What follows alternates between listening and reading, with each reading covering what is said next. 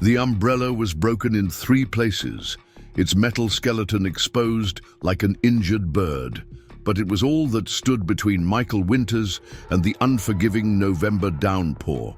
Clutching his 5-year-old daughter's hand, he navigated the flooded sidewalk. The umbrella tilted precariously against the wind. Across the street, she stood alone beneath the dim glow of a bus stop light.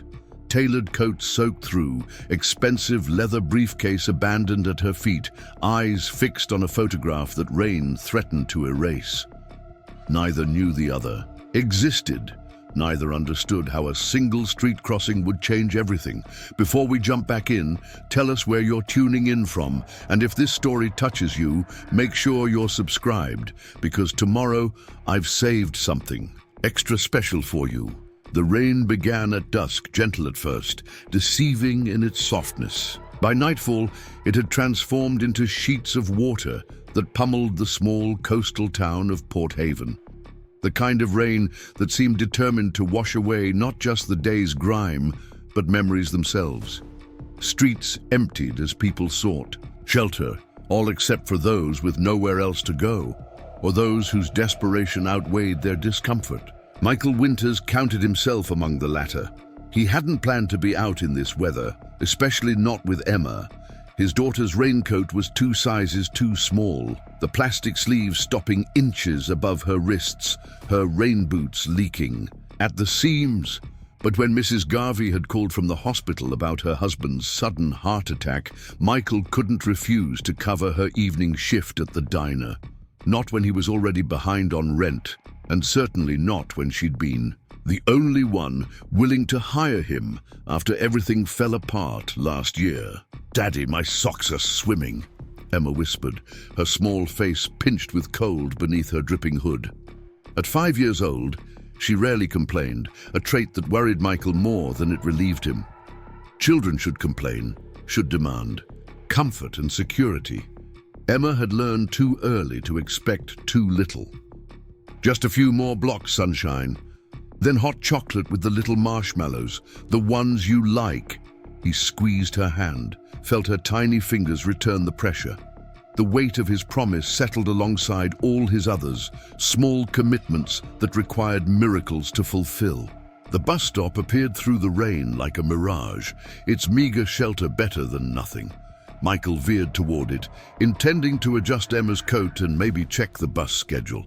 Their apartment was still 15 blocks away, and Emma's exhaustion was becoming harder to ignore. That's when he saw her. She stood perfectly still beneath the flickering light, as if she'd stepped out of another world. Her charcoal trench coat, clearly expensive even when drenched, clung to her frame. Dark hair, once elegantly styled, now plastered against her cheeks and neck. But it was her expression that caused Michael to pause, complete disorientation, like someone who'd awakened in an unfamiliar room with no memory of how they'd arrived. In her trembling hands, she held a rain-warped photograph, attempting to shield it with her body, as the wind drove rain beneath the shelter's cracked plastic roof. "Daddy, that lady looks cold," Emma whispered, tugging his sleeve. Michael hesitated. He'd taught Emma to be wary of strangers, especially in Port Haven, where desperation often wore convincing disguises. But something about the woman's posture, pride still evident beneath vulnerability, told a different story than the usual urban struggles. "Wait here under the sign, sunshine. Don't move."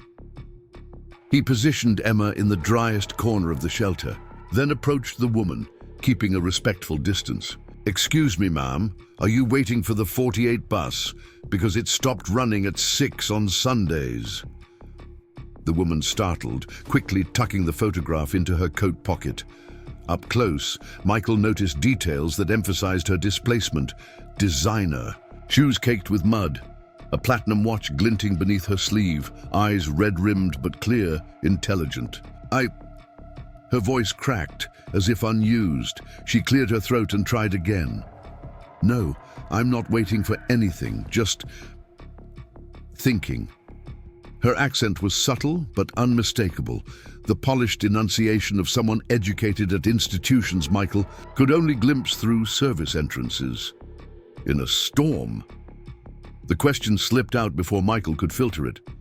Sorry, not my business. To his surprise, a faint smile crossed her face. Is there a better time to confront one's poor life choices than during nature's tantrum? The unexpected humor disarmed him. Michael found himself returning her smile. Fair point, though maybe with a better umbrella than either of ours. A crack of thunder punctuated his statement, causing Emma to yelp from her corner. The woman's attention shifted immediately to the child, her expression softening. Your daughter? Michael nodded, motioning Emma to join them. She approached cautiously, half hiding behind his leg while peering up at the stranger. This is Emma. Emma, say hello to Catherine, the woman supplied. Then after a slight hesitation, Catherine Pierce. She crouched down, meeting Emma at eye level despite the puddle soaking into her expensive trousers. Hello, Emma, that's a beautiful name. Emma studied Catherine with the unfiltered scrutiny only children can manage. Your eyes are the same color as my dad's coffee, she finally declared. Catherine blinked, then laughed, an unexpectedly warm sound that transformed her face. I've received many compliments in my life, but that might be my favorite. Another gust of wind drove rain sideways into the shelter. Catherine shivered visibly, despite her obvious attempt to conceal it. Where are you headed? Michael asked. Can we call someone for you? My phone's prepaid, but you're welcome to use what minutes I have left. Catherine straightened, her composure returning like a familiar coat. That's very kind, but no. I sent my driver home hours ago. She glanced down the empty, rain-washed street. I suppose I didn't think this through. Michael's instinct for self-preservation battled briefly with something else, something his daughter had somehow managed to keep alive in him despite everything. He sighed, already knowing which would win. Look, we're heading to the Harbor View. Apartments. It's not much, but it's dry and my neighbor Mrs. Landry makes enough stew for the whole building on Sundays. You're welcome to wait out the storm there. Use our landline. Catherine's expression shifted from surprise to suspicion to something more complex. Why would you offer that to a stranger? Emma, apparently deciding Catherine had passed some internal test, piped up. Daddy always helps people. That's why we have the fish tank full of turtles that nobody wanted.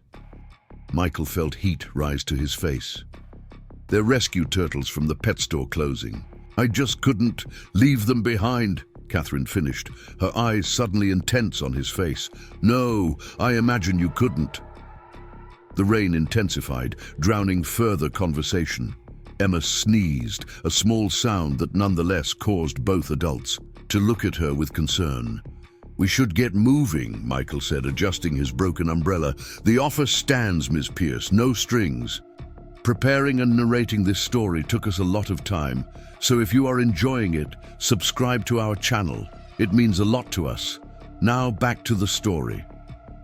Catherine glanced once more down the deserted street, then at her mud-caked shoes, and finally at Emma's shivering form. Something in her posture changed. A decision reached. I would appreciate that, she said quietly. Thank you. Michael extended the sad umbrella, positioning it to cover Emma and Catherine as best he could, leaving his own head and shoulders exposed to the rain. Catherine noticed immediately. That's ridiculous. You'll be soaked through.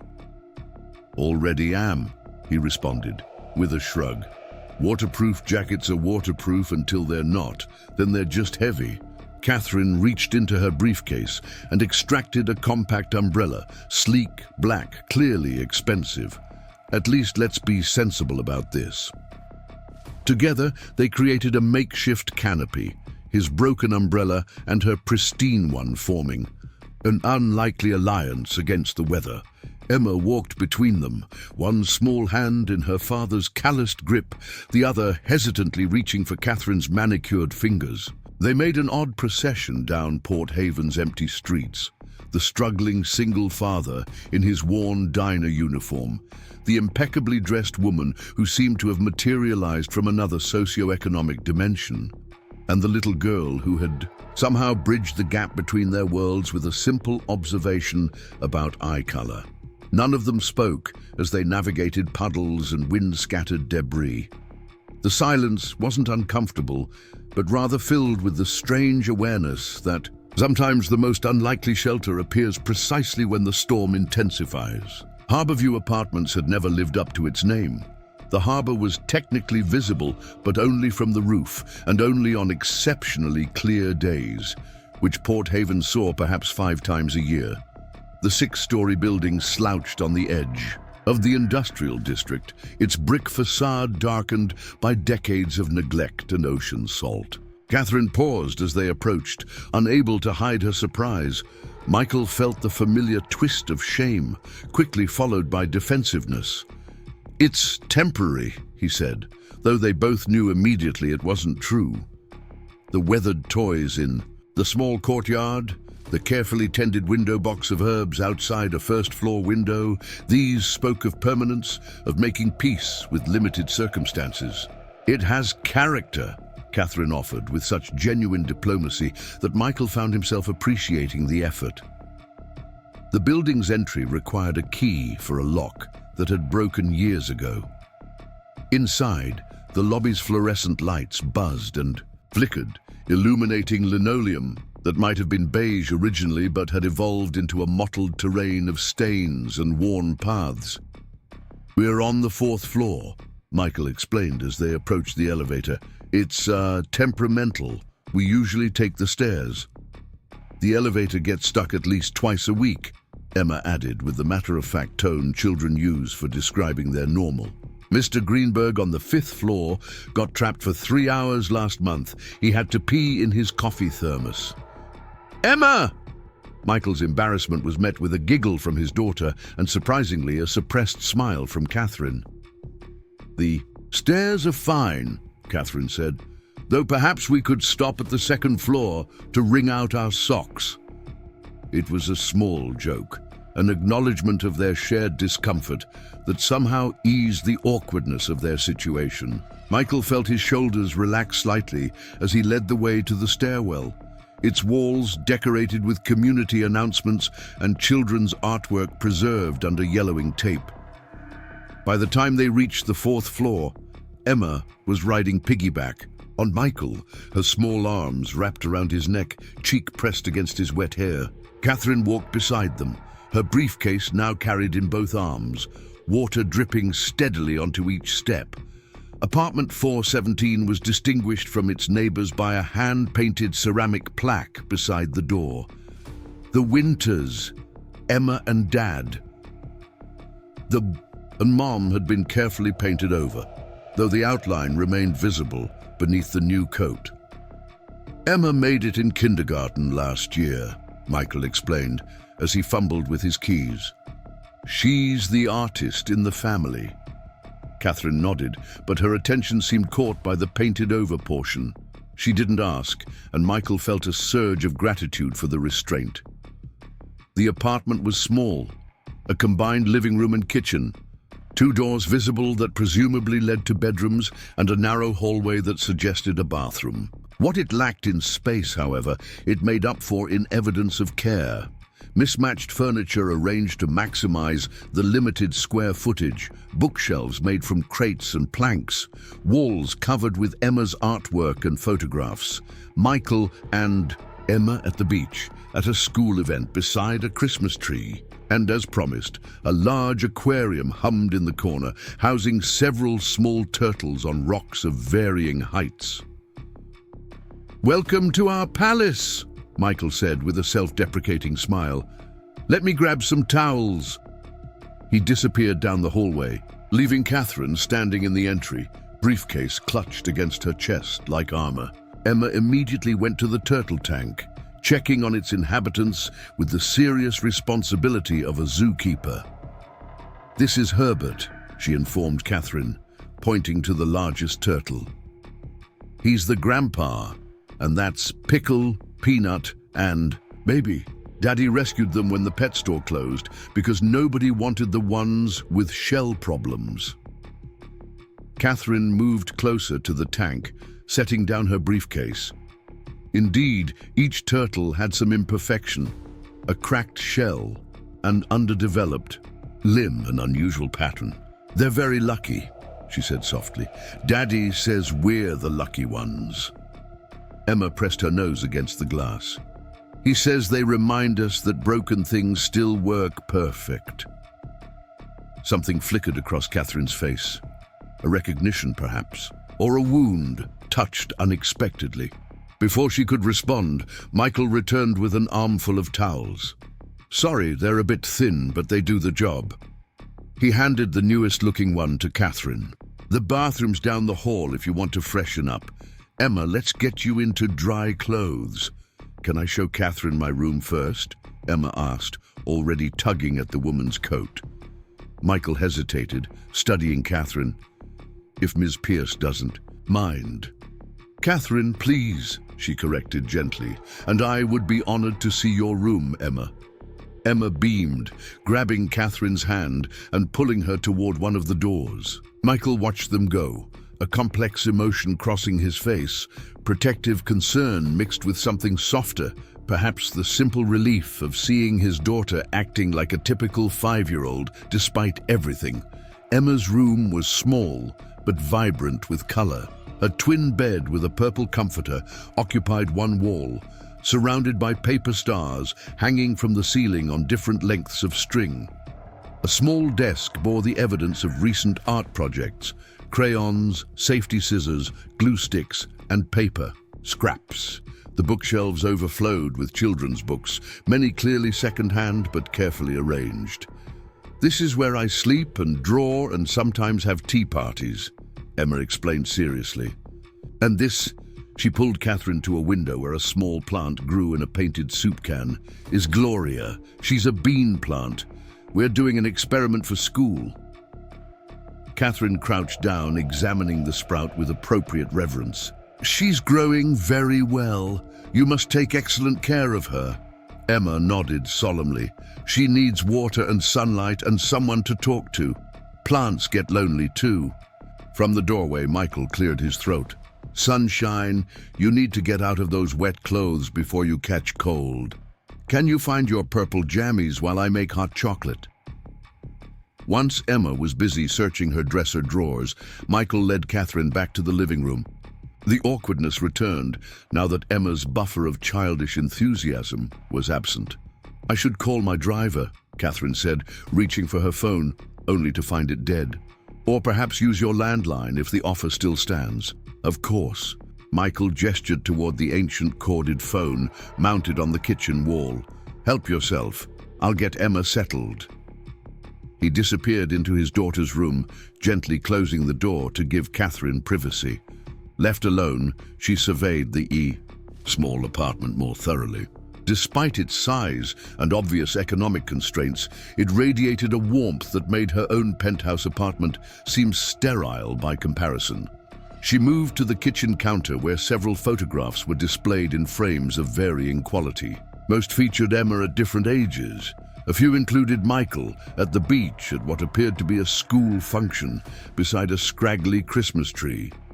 In every image, his smile reached his eyes when looking at his daughter, though Catherine noted it rarely did otherwise. One photo, partially hidden behind the others, caught her attention. A younger Michael stood beside a petite woman with Emma's smile and copper-colored hair. They wore casual clothes, the woman's hand resting on a barely visible baby bump. Their happiness seemed to radiate from the glossy surface. Catherine startled when Michael emerged from Emma's room. "Sorry," she said, stepping away from the photographs. "I didn't mean to pry." "It's fine." His tone suggested it wasn't, but he was too polite to say so. "That's Sarah, Emma's mother." Catherine waited, but he offered nothing more. She didn't press. "I should make that call," she said, moving toward the phone. "My driver can pick me up, get me out of your hair." Michael nodded, turning toward the small kitchen. "I promised Emma hot chocolate. Can I offer you some? Or coffee?" "Coffee would be wonderful, thank you." Catherine reached for the phone, then hesitated. "Would it be all right if I changed first? I'm afraid I'm creating a puddle." "Of course. Bathroom's down the hall. First door on the left. I'll find something dry you can borrow, though I'm not sure I have anything that would fit." Catherine disappeared into the bathroom, closing the door with a soft click. Michael leaned against the kitchen counter, exhaling slowly. The surrealism of the situation hit him fully. A woman who probably spent more on her watch than he made in a month was currently in his bathroom, about to borrow his clothes. He filled the kettle and set it on the stove, then rummaged through his bedroom for something suitable. The best he could find was a clean Port Haven Community College sweatshirt and a pair of drawstring sweatpants that might be adjustable enough to fit her slender frame. He placed them outside the bathroom door with a soft knock to alert her to their presence. When Catherine emerged 10 minutes later, Michael nearly dropped the mug he was filling. The borrowed clothes transformed her completely. With her face washed clean of makeup, hair towel-dried and loosely pulled back, expensive watch set aside, she looked younger, softer.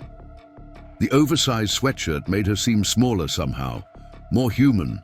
Their eyes met, and for a moment, neither spoke.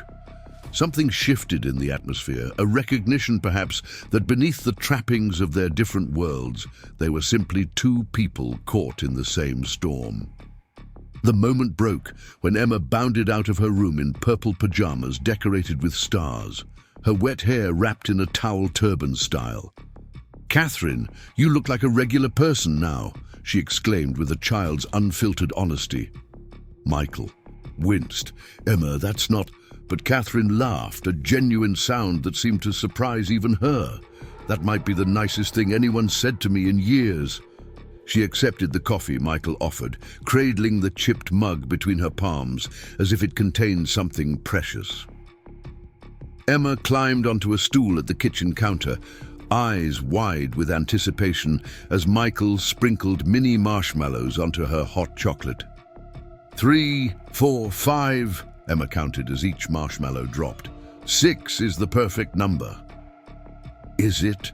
Catherine asked, settling onto the stool beside her. Emma nodded with absolute certainty. "More is too sweet and makes my teeth feel funny. Less is just sad." "I'll remember that." Catherine sipped her coffee, eyes closing briefly in appreciation despite its instant origins. A knock at the door interrupted the moment. Michael frowned, checking the clock on the microwave. "That's probably Mrs. Landry with the stew." "Emma, stay put." He opened the door to reveal not his elderly neighbor, but a short, barrel-chested man with a shock of white hair and the weathered face of someone who'd spent decades at sea. Behind him stood a younger man in a chauffeur's uniform, looking distinctly uncomfortable. "Jack." Michael's confusion was evident. "What are you? Is there a Miss Pierce here?" The older man interrupted, his gruff voice softened with obvious effort. Her driver got worried when she didn't return to the hotel, said this was the last address in the GPS before the signal died. Catherine appeared at Michael's shoulder, the oversized sweatshirt slipping to reveal her collarbone. "I'm Catherine Pierce." The older man's weathered face registered shock, quickly masked. "Ma'am, your staff was concerned.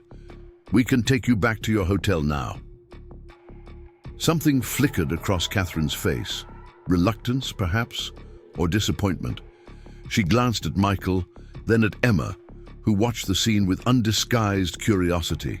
From her perch at the counter, "Of course," Catherine's voice resumed its earlier polished quality. "Let me just collect my things." She disappeared into the bathroom, emerging minutes later with her damp clothes folded neatly over one arm, briefcase in the other hand. She'd somehow managed to restore a semblance of her earlier composure despite the borrowed clothes. "I should return these to you," she said, gesturing to the sweatshirt and sweatpants. Michael shook his head. "Keep them until next time.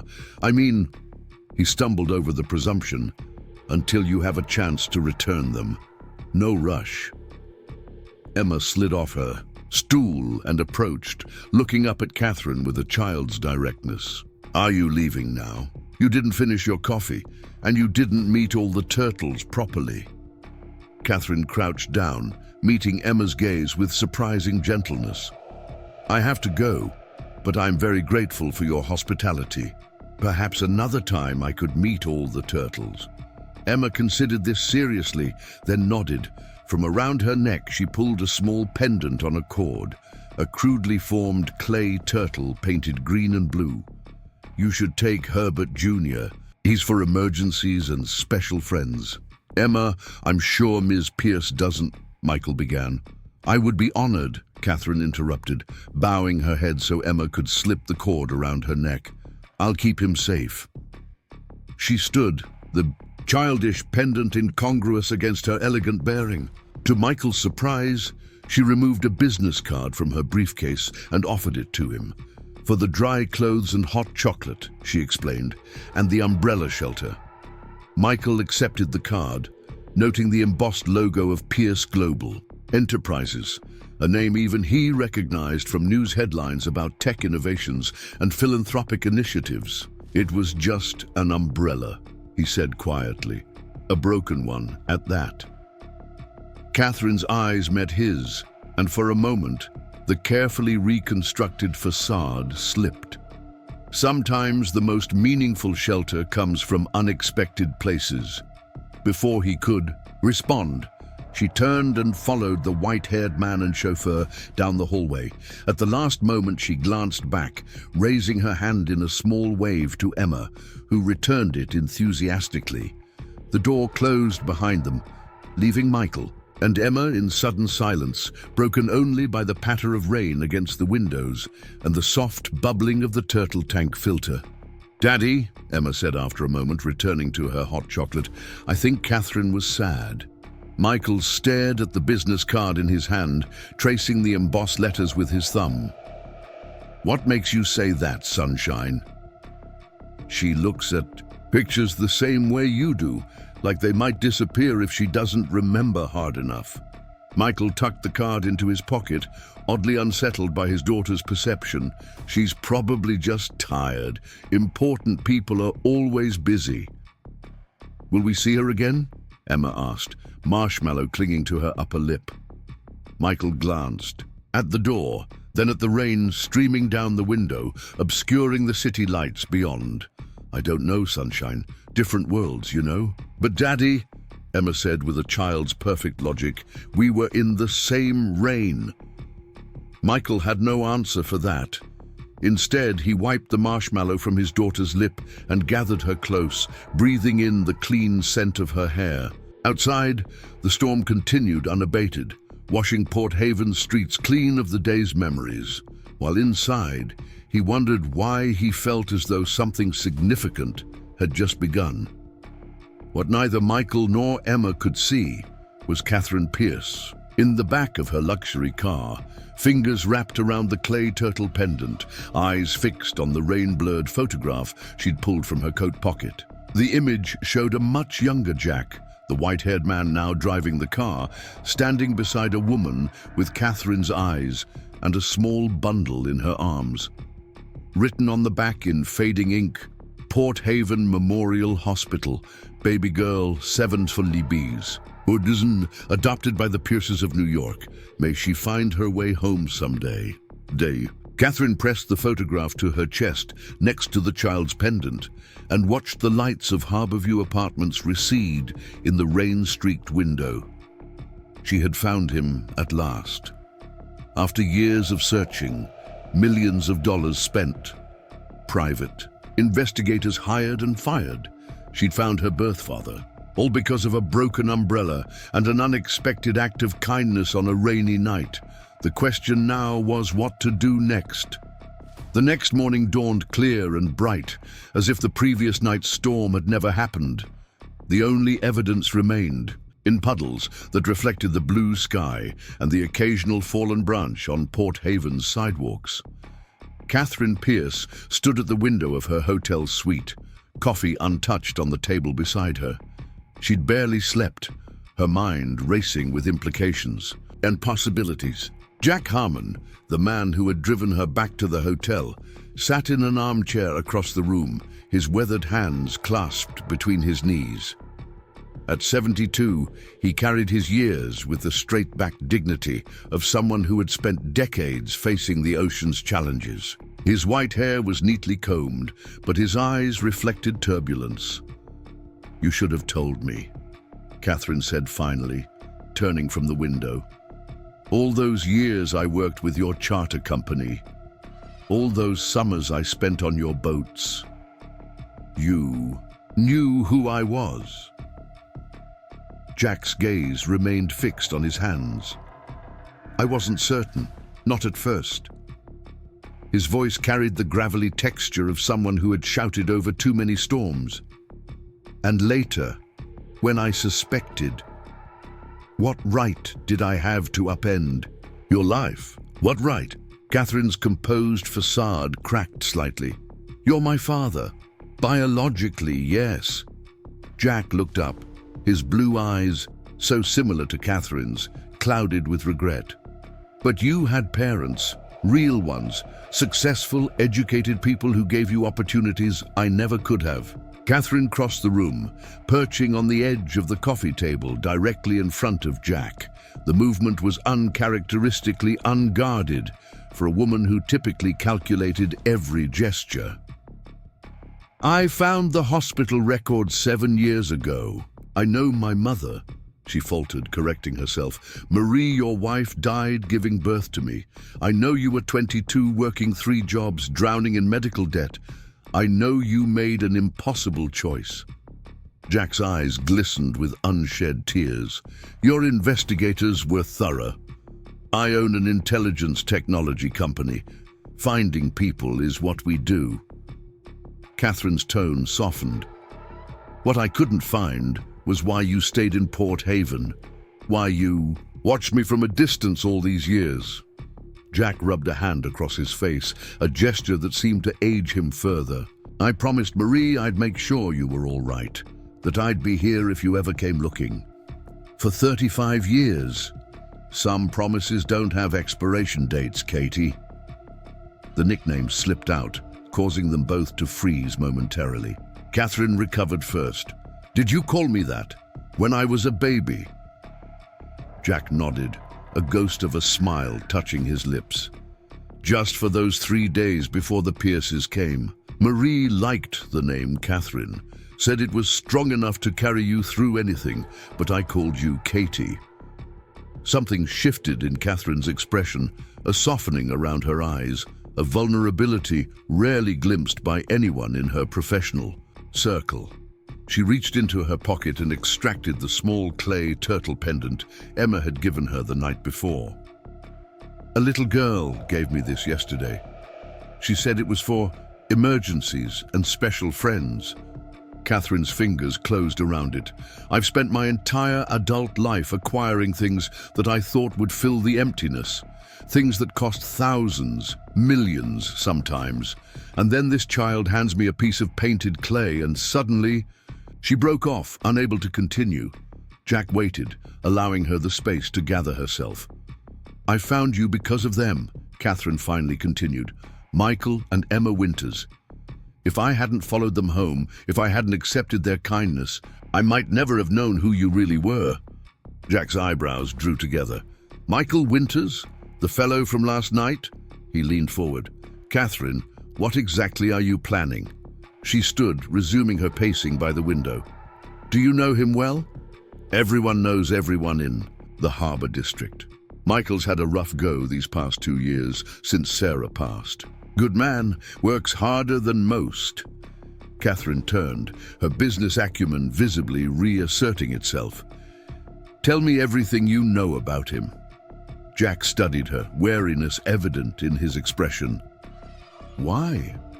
Because I owe him a debt, Catherine replied, her tone matter-of-fact, and I always pay my debts. Some things can't be repaid with money, Catherine. I'm well aware. She checked her watch. Platinum, worth more than Michael's monthly rent. Which is why I need your help. Jack sighed, recognizing the determined set of Catherine's jaw, another trait she had inherited from him. What did you have in mind? First, Catherine said, picking up her phone, I need to understand exactly who Michael Winters is, and then I need to find a way to help him that he'll actually accept. Jack's expression registered surprise, followed by cautious approval. He's proud, won't take charity. I know. Catherine's smile held a hint of challenge. That's why we're going to have to be creative. Michael's morning began as it always did. Too early, with too little sleep, and the perpetual awareness of falling behind before the day had properly started. He stood in the tiny kitchen, preparing Emma's lunch, while simultaneously trying to fix the coffee maker that had chosen today to stop working. Daddy, I can't find my library book, Emma called from her bedroom, voice edged with the particular. Panic children reserve for items that must be returned to avoid dire consequences. Check under your bed, sunshine, Michael replied, glancing at the clock. 20 minutes until they needed to leave, and he still hadn't ironed his uniform for his afternoon shift at the diner. The events of the previous night felt increasingly dreamlike in the harsh light of morning. Had a woman who looked like she belonged on a magazine cover really sat at his counter drinking instant coffee? Had she really worn his Port Haven Community college sweatshirt? The business card tucked in his wallet seemed to burn through the fabric of his jeans, a tangible reminder that it hadn't been a dream. Catherine Pierce, CEO of Pierce Global Enterprises, the same company whose technology patents were regularly featured in news segments about the future of artificial intelligence and data security. Found it! Emma's triumphant announcement preceded her appearance in the kitchen doorway, a slightly battered copy of Charlotte's Web clutched to her chest. Daddy, is Catherine coming back to meet the turtles properly? Michael sighed, abandoning the coffee maker to help Emma into her jacket. Probably not, sunshine. She was just passing through. But she has Herbert Jr., Emma insisted, referring to the clay pendant she had impulsively gifted to their visitor. She has to come back to tell us about his adventures. Rather than crush his daughter's expectations, Michael busied himself with zipping her jacket and checking the contents of her backpack. We'll see. Now remember, Mrs. Landry is picking you up from school today. I'll be home by 7. With pizza? Emma's hopeful expression was impossible to resist. If I finish my shift on time, yes. Michael grabbed his keys, glancing once more at the malfunctioning coffee maker with resignation. Ready, sunshine? The walk to Emma's elementary school followed their usual route along the harbor, where fishing boats and small commercial vessels bobbed in the morning light. Michael held Emma's hand as they navigated the sidewalk, listening to her chatter about her upcoming field trip to the aquarium and her plans to draw a picture of every fish she saw. Mr. Winters, the familiar voice caused Michael to turn. Jack Harmon stood on the deck of his charter boat, the Marie, waving them over. The older man had been a fixture in Port Haven for as long as Michael could remember, running fishing tours for tourists in the summer and handling small cargo deliveries to the outlying islands year-round. "Morning, Jack," Michael called, checking his watch before leading Emma down the dock. "Can't stay long, Emma's got school." Jack's weathered face crinkled into a smile as they approached. "Won't keep you. Just wanted to thank you properly for helping my employer last night." Michael blinked in confusion. "Your employer?" "Ms. Pierce. I've been running her family's boat since before she was born." Jack crouched down to Emma's level. "And you must be the famous Emma. I hear you're an expert on turtles." Emma beamed, momentarily distracted from her school schedule. "I have 6. One is broken, but he swims the fastest anyway." Jack chuckled, straightening with a slight wince that betrayed his age. "Ms. Pierce mentioned she'd promised to meet these remarkable turtles. She asked me to give you this." He handed Michael an envelope, thick cream-colored paper with Winter's family written in elegant script across the front. Michael hesitated before accepting it. "Look, Jack, if this is some kind of—" "It's just a thank you note," Jack interrupted, though something in his eyes suggested more complexity. Ms. Pierce was raised with old-fashioned manners. Michael tucked the envelope into his jacket pocket, uncomfortably aware of the weight it carried beyond mere paper. "We need to get going. Good to see you, Jack." As they walked away, Emma tugged at his hand. "Can I see the letter? Is it from Catherine?" "Later, sunshine. We're going to be late." The letter remained unopened throughout Michael's hectic day, through dropping Emma at school, a morning shift stocking inventory at the harbor supply store, a quick lunch of vending machine crackers, and the start of his afternoon diner shift. It wasn't until he was on break, sitting on an overturned milk crate behind the Blue Water Diner, that he finally extracted the envelope from his jacket. The paper was expensive, the kind that announced its quality through texture alone. Michael broke the seal with a mixture of curiosity and apprehension. Inside was a handwritten note on matching stationery, the penmanship precise and flowing. "Mr. Winters, your kindness last night reminded me that genuine compassion still exists in unexpected places.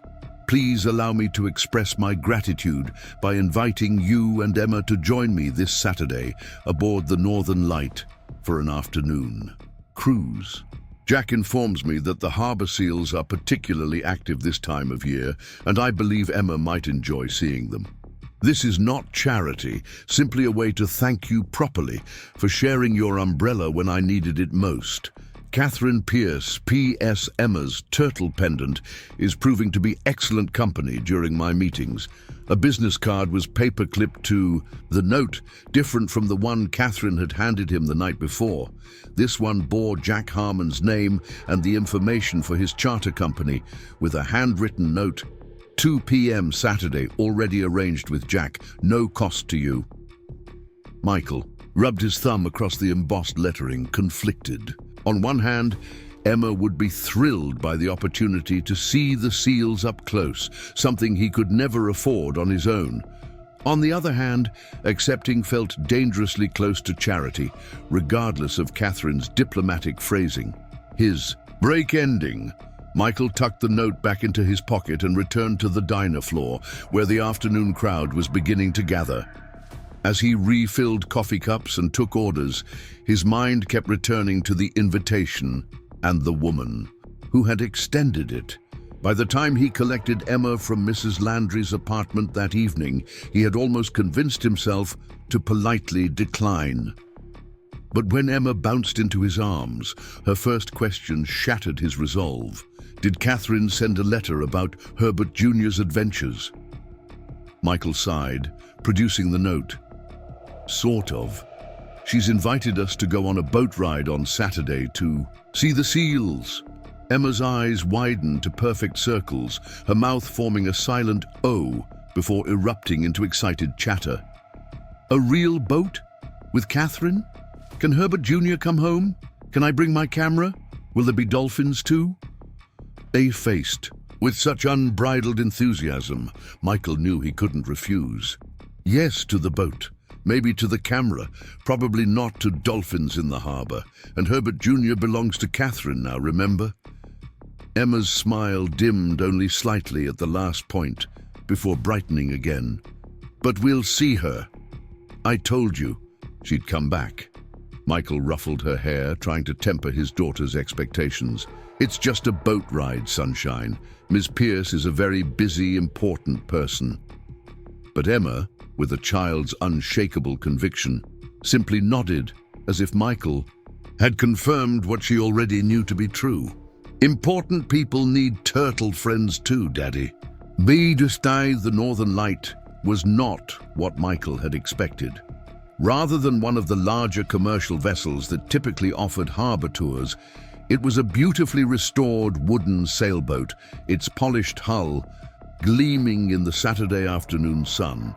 Jack Harmon stood at the helm, dressed in a crisp captain's shirt that had clearly been pressed for the occasion. Michael approached hesitantly, holding Emma's hand. His daughter wore her special occasions dress, a blue sundress with white polka dots that had once belonged to a classmate, but had been carefully mended by Mrs. Landry to give it new life. Michael himself had agonized over what to wear before. Settling on the least worn of his jeans and a button-down shirt he usually saved for parent-teacher conferences. "Permission to come aboard?" Emma called out, mimicking a line from her favorite pirate cartoon. Jack's weathered face broke into a genuine smile. "Permission granted, First Mate Emma. We've been expecting you." As they stepped onto the deck, Catherine emerged from the cabin below. Michael almost didn't recognize her. Gone was the polished corporate executive in tailored clothing. Instead, she wore simple white linen pants and a navy blue blouse, her hair pulled back in a casual ponytail. Her feet were bare, her only jewelry a simple watch and, Michael noted with surprise, Emma's clay turtle pendant around her neck. "You came!" Emma broke free from Michael's grasp and ran to Catherine with the uninhibited joy only children can express. Catherine's smile transformed her face, erasing the careful composure that seemed her default expression. "I promised to meet your turtles properly, didn't I? Though I've grown rather attached to Herbert Jr." She touched the pendant. "He's been to 3 countries this week." Emma gasped with delight. "Really? Did he see a real ocean?" "He did indeed. Would you like to hear about it?" Catherine gestured toward a cushioned seating area at the bow. "I've brought snacks." Emma looked to Michael for permission, which he granted with a nod, watching as his daughter followed Catherine to a small spread of fruit, cookies, and juice boxes arranged on a low table. "She's good with kids," Jack observed, moving to stand beside Michael. Surprising given her usual environment. Michael studied Catherine, who was listening intently as Emma explained something with dramatic hand gestures. "I'm still not sure why we're here." Jack's expression softened with understanding. "Catherine Pierce doesn't do anything without purpose, that's true, but sometimes the purpose is simpler than you'd expect." He patted Michael's shoulder. "Enjoy the afternoon. Lord knows you've earned a break." With that cryptic comment, Jack returned to the helm and began preparing to cast off. Michael joined Emma and Catherine, lowering himself onto a cushion while maintaining a careful distance from their host. "Daddy, Catherine says Herbert Jr. went to Japan," Emma announced, eyes wide with wonder. "They have special turtles there that live for 100 years. Is that so?" Michael accepted the bottled water Catherine offered him. "I didn't realize your business took you to Japan." "We have offices in Tokyo," Catherine replied, her tone deliberately casual. Though this trip was for a technology conference, Herbert Jr. attended his first keynote speech. Emma giggled, delighted by the idea of her clay creation participating in adult business affairs. "Did he behave?" "Perfect gentleman," Catherine assured her, "much better than some of the actual executives." The boat's engine hummed to life, and Jack skillfully guided them away from the dock. As they moved into open water, Emma abandoned the snacks to stand at the railing, pointing excitedly at every seagull and ripple on the water's surface. Left momentarily alone with Catherine, Michael felt the awkwardness return. "This is very generous of you," he said finally. "Emma hasn't stopped talking about the boat ride all week." Catherine's gaze followed Emma, something unreadable flickering across her face. "It's the least I could do after you rescued me from that bus stop." She hesitated, then added, "Though I admit I had an additional motive for arranging this." Michael tensed slightly. "Oh? I'm considering establishing a technology education center here in Port Haven," Catherine said, her business persona momentarily reasserting itself. The kind of place that provides training and certification for jobs in the modern economy. Jack mentioned you attended community college for engineering before. She trailed off delicately. Before my wife got sick and life happened, Michael supplied, an edge creeping into his voice despite his best efforts. What does this have to do with me? Catherine met his gaze directly. I need someone local to help assess what the community actually needs, not what corporate consultants think it needs. Someone who understands both the technical side and the human element. Michael frowned. And you thought of me because you offered shelter to a stranger in a storm without expecting anything in return. Catherine's expression softened. And because Jack speaks highly of your character and intelligence, he says you can fix anything mechanical given enough time and the right tools. Before Michael could respond, Emma called out excitedly, pointing toward a rocky outcropping where several harbor seals sunned themselves. The conversation paused as they joined her at the railing, Catherine producing a pair of compact binoculars from a nearby bag and showing Emma how to adjust them. As his daughter exclaimed over the seals, Michael found himself studying Catherine with new curiosity. The businesswoman was still there, in her posture, in the precision of her movements. But there was something else too, a gentleness, particularly when interacting with Emma, that seemed genuine rather than calculated. "Why Port Haven?"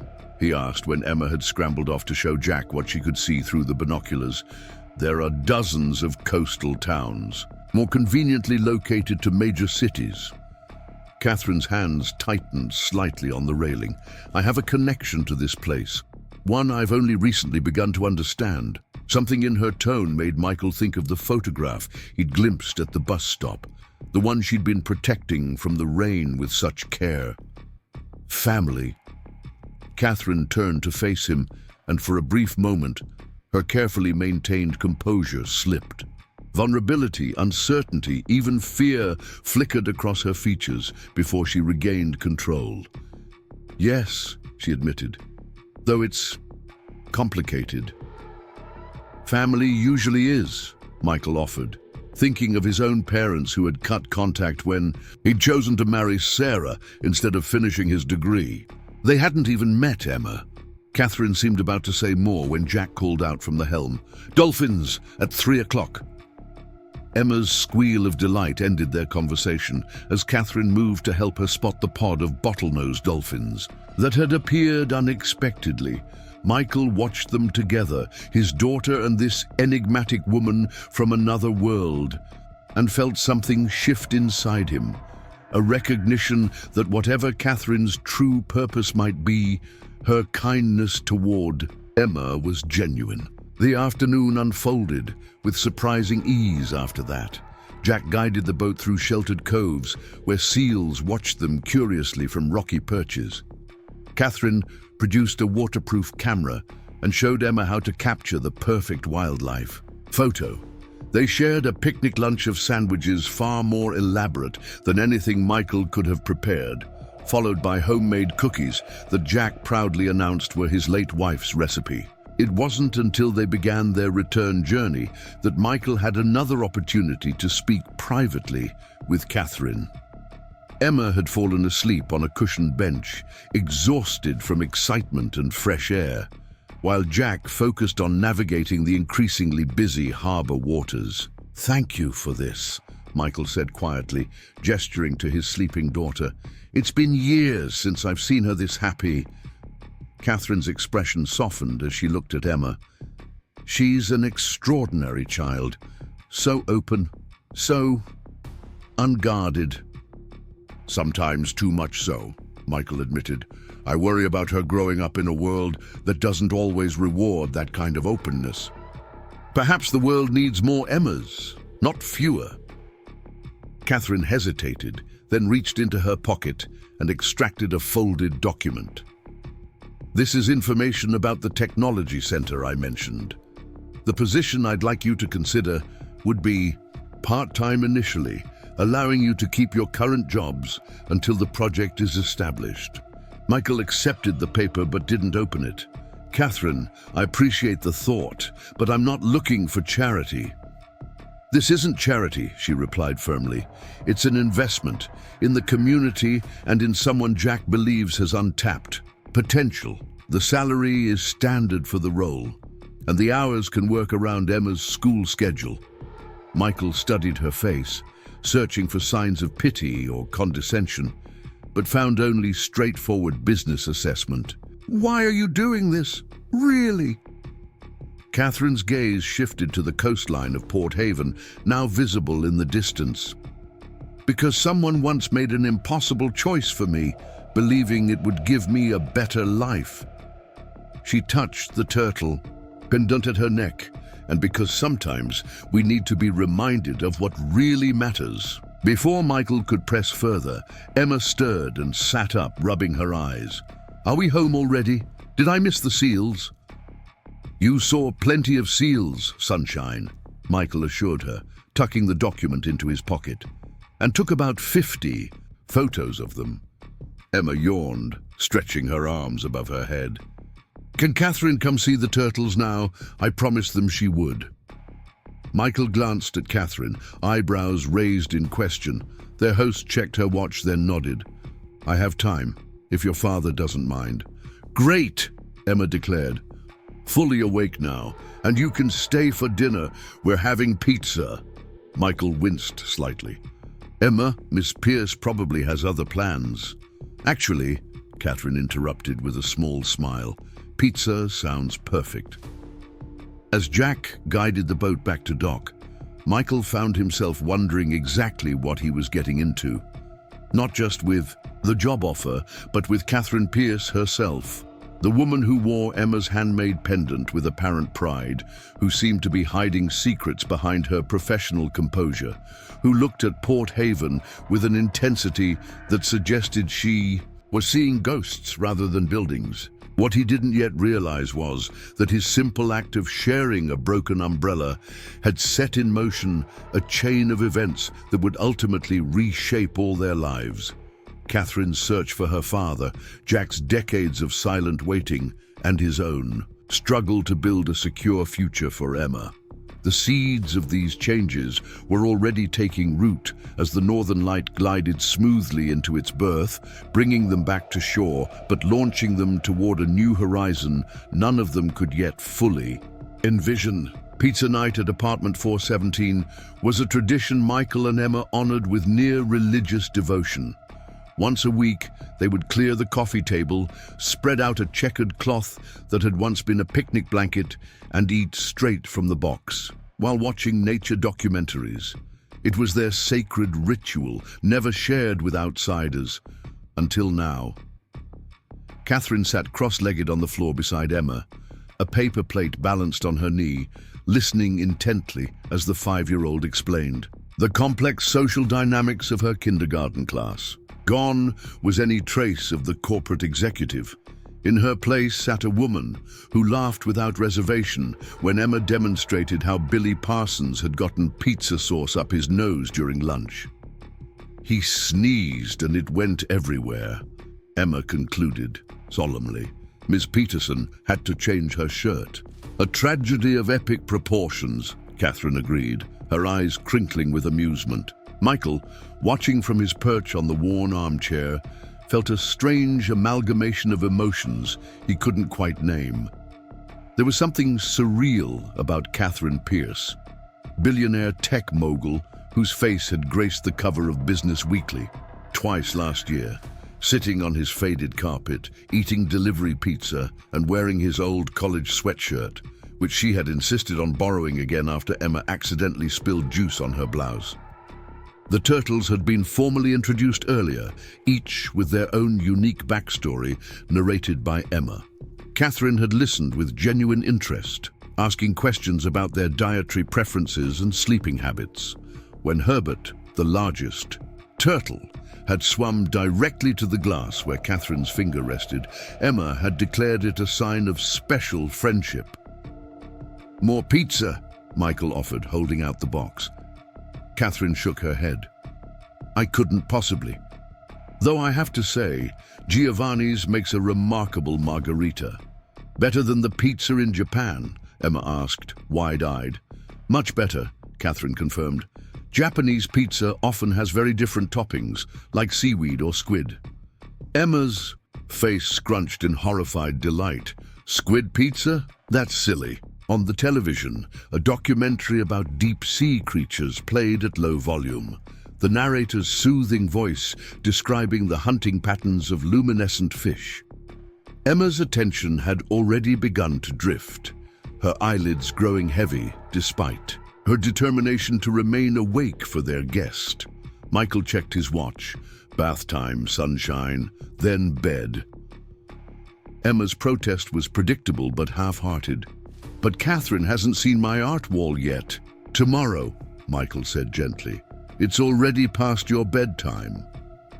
To his surprise, Catherine gathered their paper plates with easy efficiency. Your dad's right, Emma. Besides, proper art appreciation requires good lighting and fresh eyes. I promise I'll admire every masterpiece tomorrow. The casual mention of tomorrow, the assumption she would return, hung in the air as Michael led a yawning Emma to the bathroom. By the time he had supervised teeth brushing, pajama changing and bedtime stories, he emerged to find Catherine at the kitchen sink, rinsing glasses. You don't have to do that, he said, embarrassed by the domestic intimacy of the situation. Catherine placed the last glass in the drying rack. Old habits. My adoptive mother believed in self-sufficiency. Despite our household staff, no one was exempt from chores. She smiled faintly, though I suspect she'd be amused to see me washing dishes in a sweatshirt with a pizza stain. Michael leaned against the counter, studying her. In the softer kitchen lighting, with her guard down, Catherine looked younger, almost vulnerable. Can I ask you something? She met his gaze steadily. Of course. When you approached me at the bus stop that night, was it really random? Or were you looking for me specifically? Catherine's expression shifted almost imperceptibly. Why would you think that? The technology center job offer, your connection to Jack, it seems... He hesitated. Engineered. Catherine was quiet for a long moment, her fingers tracing patterns in the condensation on the countertop. When she finally spoke, her voice was softer than he'd heard it before. I wasn't looking for you, Michael, but I was looking for someone. She glanced toward Emma's bedroom. I should go, it's late, and you both have early mornings. Michael recognized the deflection, but didn't push. Whatever Catherine's agenda might be, her kindness toward Emma seemed genuine, and for now, that was enough. I'll walk you down, he offered. No need, my driver is waiting. She gathered her damp blouse and briefcase. About the position at the technology center, I'll think about it, Michael promised. I appreciate the opportunity, regardless of how it came about. Catherine nodded, then hesitated at the door. Emma mentioned that Tuesdays are library. Days. Perhaps I could join you. I have some business in town anyway. The request surprised him. Casual, almost tentative, unlike the confident woman who had presented him with a job offer hours earlier. Sure, he found himself saying. We usually go around 4. Catherine's smile was quick but genuine. I'll see you then. After she left, Michael stood at the window, watching as she crossed to a sleek black car idling at the curb. Just before entering, she glanced up at his window and raised her hand in a brief wave. Only then did Michael notice she was still wearing the clay turtle pendant.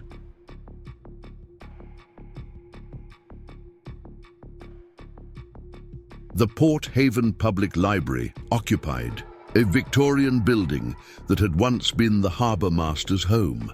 Its weathered brick exterior and ornate trim had been meticulously preserved, while the interior had been modernized with clear respect for its historical character. Tall windows allowed natural light to spill across worn wooden floors and reading nooks tucked between overflowing shelves. Emma loved it, with the ferocious devotion children reserve for magical places.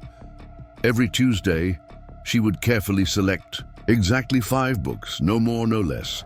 A ritual Michael never rushed, despite his perpetually overbooked schedule.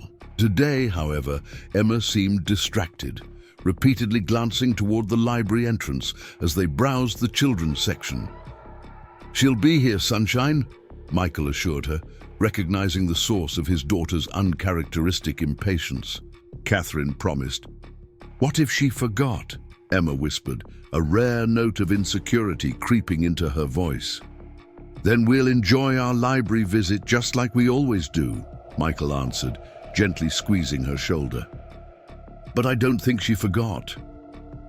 As if summoned by their conversation, the library's front door opened and Catherine appeared. Even in this setting, she commanded attention, not through ostentatious display, but through the quiet confidence of her movements. She had dressed differently today. Gone were the tailored business clothes, replaced by simple dark jeans and a soft grey sweater. The clay turtle pendant remained around her neck. Emma's entire demeanor transformed. She waved enthusiastically, then remembered the library's silence policy and pressed her finger dramatically to her lips before beckoning Catherine to join them. "I found 3 books already," Emma whispered loudly when Catherine reached them. "One about sharks, one about a girl with magic paintbrushes, and one about a talking train." "An eclectic selection," Catherine approved, crouching to examine the books. "May I make a suggestion for number 4?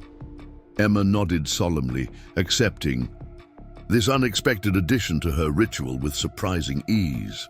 Catherine led them to a section Emma rarely explored, mythology and folklore. She selected a slender volume with a blue cover embossed with silver stars. "This was my favorite book when I was just a little older than you," Catherine explained, handing it to Emma. "It's called Ocean's Daughters, stories about girls who found magic in the sea." Emma accepted the book reverently. "Did you read it at this library?" Something flickered across Catherine's face, a shadow of memory, perhaps, or regret. "No, I grew up far from here, but libraries everywhere hold the same magic, don't they?" While Emma settled into a beanbag chair with her new treasure, Catherine turned to Michael. "Thank you for letting me crash library day," she said quietly. "I realize I'm imposing on family time." "Emma's thrilled," Michael answered honestly. "And I'm still trying to figure you out, Catherine Pierce." Her smile was enigmatic. "Most people don't bother trying. They see what they expect to see, the business persona, the wealth, the Pierce name." "And what am I missing?" Catherine's gaze drifted to Emma, who was completely absorbed in her book. "Perhaps the same thing I missed until recently, that sometimes the most important connections have nothing to do with business strategies or technological innovations." Before Michael could respond, a library assistant approached. An elderly woman with a cascade of silver braids and spectacles that magnified her kind eyes. "Catherine Pierce?" The woman's voice held a note of disbelief. "Little Katie Harmon, is that really you?" Catherine went completely still, color draining from her face. "Mrs. Abernathy," the older woman beamed, reaching for Catherine's hands. "The very same. Oh my stars, look at you, the spitting image of your mother, but with Jack's eyes, absolutely Jack's eyes." Michael watched as Catherine's composure visibly faltered. She glanced at him, then back at the librarian, clearly struggling to regain her equilibrium. Yes, it's been a very long time," she managed. "You look well." Mrs. Abernathy seemed oblivious to Catherine's discomfort, patting her hands affectionately. "I knew you'd come back someday. Jack never lost faith, you know. Kept that nursery untouched for years, just in case." Each word seemed to hit Catherine like a physical blow. She extricated her hands gently but firmly from the older woman's grasp. "It's lovely to see you again, Mrs. Abernathy, but I'm here with friends." She gestured toward Michael and Emma. Perhaps we could catch up another time. Understanding finally dawned in the librarian's eyes. Oh, of course, dear. Don't let me interrupt, but do stop by the reference desk before you leave. I have something that might interest you. As Mrs. Abernathy retreated, Catherine remained frozen, her expression unreadable. Katie Harmon? Michael asked quietly. Catherine's gaze snapped to his, suddenly sharp. A childhood name, nothing important. But Michael had already begun assembling the puzzle pieces, Catherine's connection to Port Haven, Jack's role in her life, the photograph she'd protected so carefully in the rain. Jack Harmon is more than just your employee, isn't he?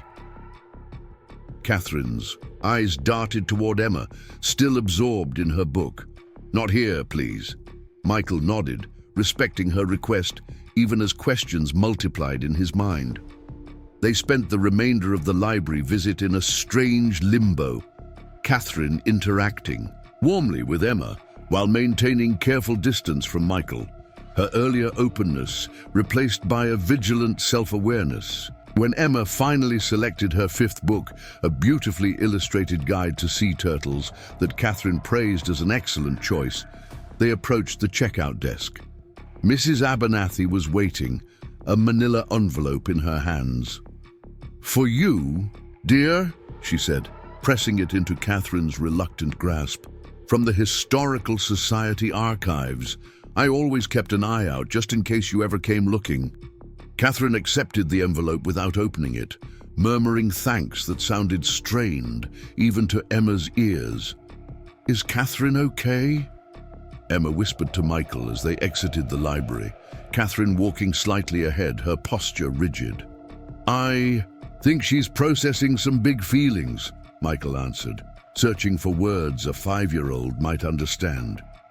Sometimes when grown-ups are surprised by memories, they need quiet time.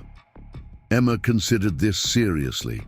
Like when I found Mommy's sweater in the closet and needed to sit in the quiet corner at school. Michael's throat tightened. Exactly like that, sunshine. On the library steps, Catherine finally turned to face them, her composure partially restored, though her knuckles remained white around the envelope. I'm sorry, but I need to cut our outing short, she said, her voice carefully controlled. Something unexpected has come up. Emma's face fell. But you were going to come see my art wall. Catherine crouched down, meeting Emma at eye level despite her obvious emotional turmoil. I promise I'll come see every single masterpiece, just not today. Would tomorrow be okay? Emma nodded, somewhat mollified. Will you read the ocean book with me? Absolutely. Catherine hesitated, then pulled the girl into a brief hug that seemed to surprise them both. When she straightened, her eyes were suspiciously bright. Michael, could I have a word? She asked, nodding toward a bench several yards away. Once Emma was settled with her new books, Catherine spoke without preamble. Jack Harmon is my biological father, she said quietly. I was born here in Port Haven. My mother died during childbirth. Jack was young, overwhelmed with grief and medical debt. He made the decision to place me for adoption with the Pierce family. Michael absorbed this, pieces clicking into place. And you came back to find him. Yes, Catherine's fingers tightened around the envelope. Though it's proven more complicated than I anticipated. Does he know that you know? He does now. We've spoken, but... She exhaled slowly. 35 years creates a lot of distance. And the man who raised me, Richard Pierce, was my father in every way that mattered. His death last year is what prompted me to finally search for Jack. Michael studied her face, recognizing the conflict behind her carefully maintained expression. So, the technology center, is that real or just a cover story? It's real, Catherine affirmed. I needed a legitimate business reason to spend time here without raising questions. Pierce Global is a public company. My movements attract attention. And me? Where do I fit into this? Catherine glanced toward Emma, who was showing her book to a pigeon that had landed nearby. You were an unexpected variable, she admitted. That night at the bus stop, I was coming from Jack's house after a difficult conversation. I was upset, not thinking clearly. And then there you were, sharing your broken umbrella like it was the most natural thing in the world. She met his eyes directly. You and Emma reminded me that family isn't always about biology or obligation. Sometimes it's about simple kindness offered without agenda. Michael absorbed this, conflicted. On one hand, he appreciated her honesty. On the other, he couldn't shake the feeling that he and Emma had become unwitting players in a drama they hadn't signed up for. The job offer is legitimate, Catherine added, as if reading his thoughts. Your qualifications are exactly what the position requires.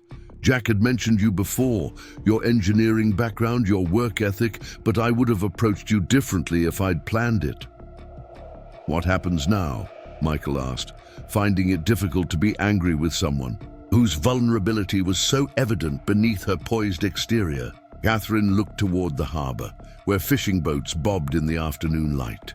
I don't know, she admitted. I came seeking closure or connection. I wasn't entirely sure which.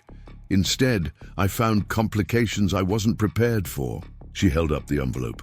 Including apparently archive materials Mrs. Abernathy has been curating on my behalf for years. Are you going to open it? Catherine shook her head. Not yet. One revelation at a time. They sat in silence for a moment, watching as Emma conducted an elaborate introduction between her turtle guide and her book of ocean stories, apparently determining if they would be compatible neighbors on her bookshelf at home. She's extraordinary, Catherine said softly. You've done an amazing job with her, especially considering... She trailed off delicately. Especially considering her mother died and we're barely staying afloat financially? Michael supplied, without rancor. That's not what I meant. I know, Michael sighed. And thank you. Sarah would be proud of her. She was the natural parent. I'm still learning as I go. Catherine's smile held a hint of sadness. If it helps, I think most of us are just making it up as we go. Even those of us with corner offices and corporate jets. Something about her humility in that moment, the willingness to place herself on equal footing despite the vast gulf between their circumstances, softened Michael's lingering reservations. Emma will be disappointed if you don't see her art wall, he said. Tomorrow still works. We're usually home by 5. Catherine's expression brightened.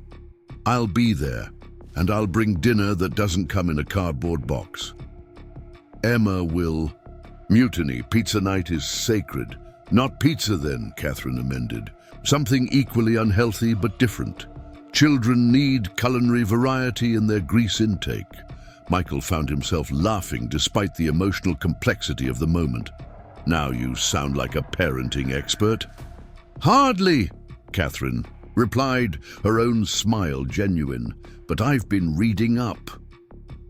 Before Michael could analyze the implications of that statement, Emma bounded over, books clutched to her chest.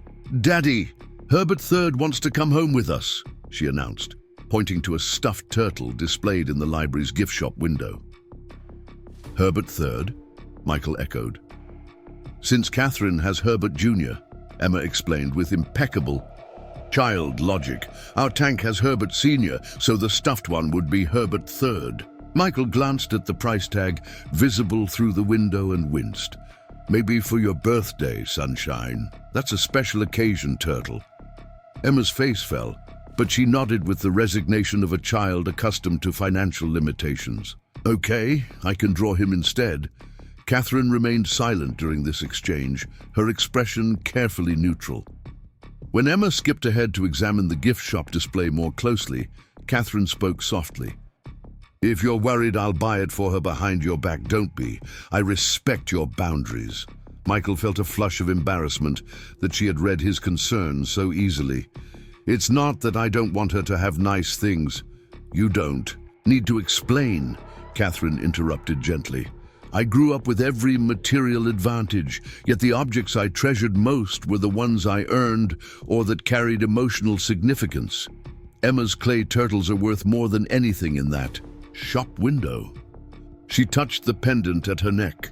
This ridiculous little necklace has been to board meetings where multi-million-dollar decisions were made. It reminds me of what actually matters. Michael studied her, realizing with startling clarity that despite their vastly different life paths, Catherine Pierce might understand certain fundamental truths better than many of his socio-economic peers. Tomorrow at 5, he confirmed. Emma will give you the full art wall tour, and you can tell us what's in that envelope, if you choose to open it. Catherine nodded, her expression shifting to something more guarded as her car appeared at the curb. Until tomorrow then. Michael watched as she spoke briefly to Emma, likely reaffirming her promise to visit. When the sleek vehicle pulled away, Emma returned to his side, thoughtful. Daddy, do you think Catherine is sad about her daddy too? Like I'm sad about Mommy sometimes? The question caught Michael off guard. What makes you ask that? Emma shrugged, with the uncomfortable insight children sometimes possess. Her eyes got the same look yours do on Mommy's birthday. And Mrs. Abernathy said something about her mommy, and Catherine looked like she might cry. Michael crouched, down to Emma's level, once again amazed by his daughter's perceptiveness. I think Catherine has some complicated feelings about her family, yes. Sometimes even grown-ups need time to figure out how they feel. Emma nodded sagely. Then we should help her, like you helped me make the memory box for Mommy's things. That's very kind, Sunshine, but Catherine might need to work through some things on her own. Nobody should be alone when they're sad, Emma declared with absolute certainty. That's what you always tell me. As they walked home, Emma chattering about her new books and plans for Catherine's visit, Michael reflected on the unexpected turn their lives had taken. A week ago, Catherine Pierce had been just a name occasionally glimpsed in news headlines. Now, she was a complex presence in their lives, a woman searching for connection while navigating the wounds of her past, who had somehow found temporary harbor in their small apartment with its turtle tank and art-covered walls. What continued to puzzle him wasn't her interest in Port Haven or her relationship with Jack. Those made sense given her origin story. It was her interest in them, in Emma's drawings and turtle narratives, in Michael's stalled engineering aspirations, in the humble rhythms of their daily life. Unless, a small voice suggested, Catherine wasn't just seeking her biological father, but the sense of family she had perhaps never truly experienced, despite her privileged upbringing. The thought lingered as they climbed the stairs to apartment 417, where Emma immediately set about rearranging her bookshelf to make room for the new additions and preparing her art wall for tomorrow's official viewing. Michael watched her, marveling at his daughter's capacity for joy despite all they had lost. Maybe that was what Catherine saw too. Not objects of charity, but examples of resilience. People who had rebuilt after storms, not unlike those she herself was weathering, albeit in different forms. Tomorrow would bring Catherine back to their door, carrying an unopened envelope and unresolved questions. Whether those questions had answers that would satisfy her remained to be seen. But Michael suspected that what she might find in their modest apartment, simple acceptance, Emma's uncomplicated affection, might prove more valuable than whatever historical society records Mrs. Abernathy had preserved. Meanwhile, across town, Catherine sat alone in her hotel suite, the unopened envelope on the table before her. Outside her window, Port Haven's harbor lights reflected on the water, the same view Jack had seen every day while wondering if his daughter would ever return. The same lights that had likely illuminated the night Catherine was born, when a young man had made an impossible choice he believed was in his child's best interest. With trembling fingers, Catherine reached for the envelope. The weight of the past and the uncertainty of the future converging in this single moment of decision.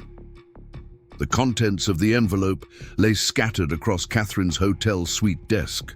Newspaper clippings, faded photographs, hospital records, and handwritten notes, preserved with the careful attention of someone who understood their significance. Catherine stood motionless before them, a glass of untouched whiskey in her hand, her reflection fractured in the floor-to-ceiling windows that overlooked Port Haven's twinkling harbour. The headline that had first caught her eye remained visible.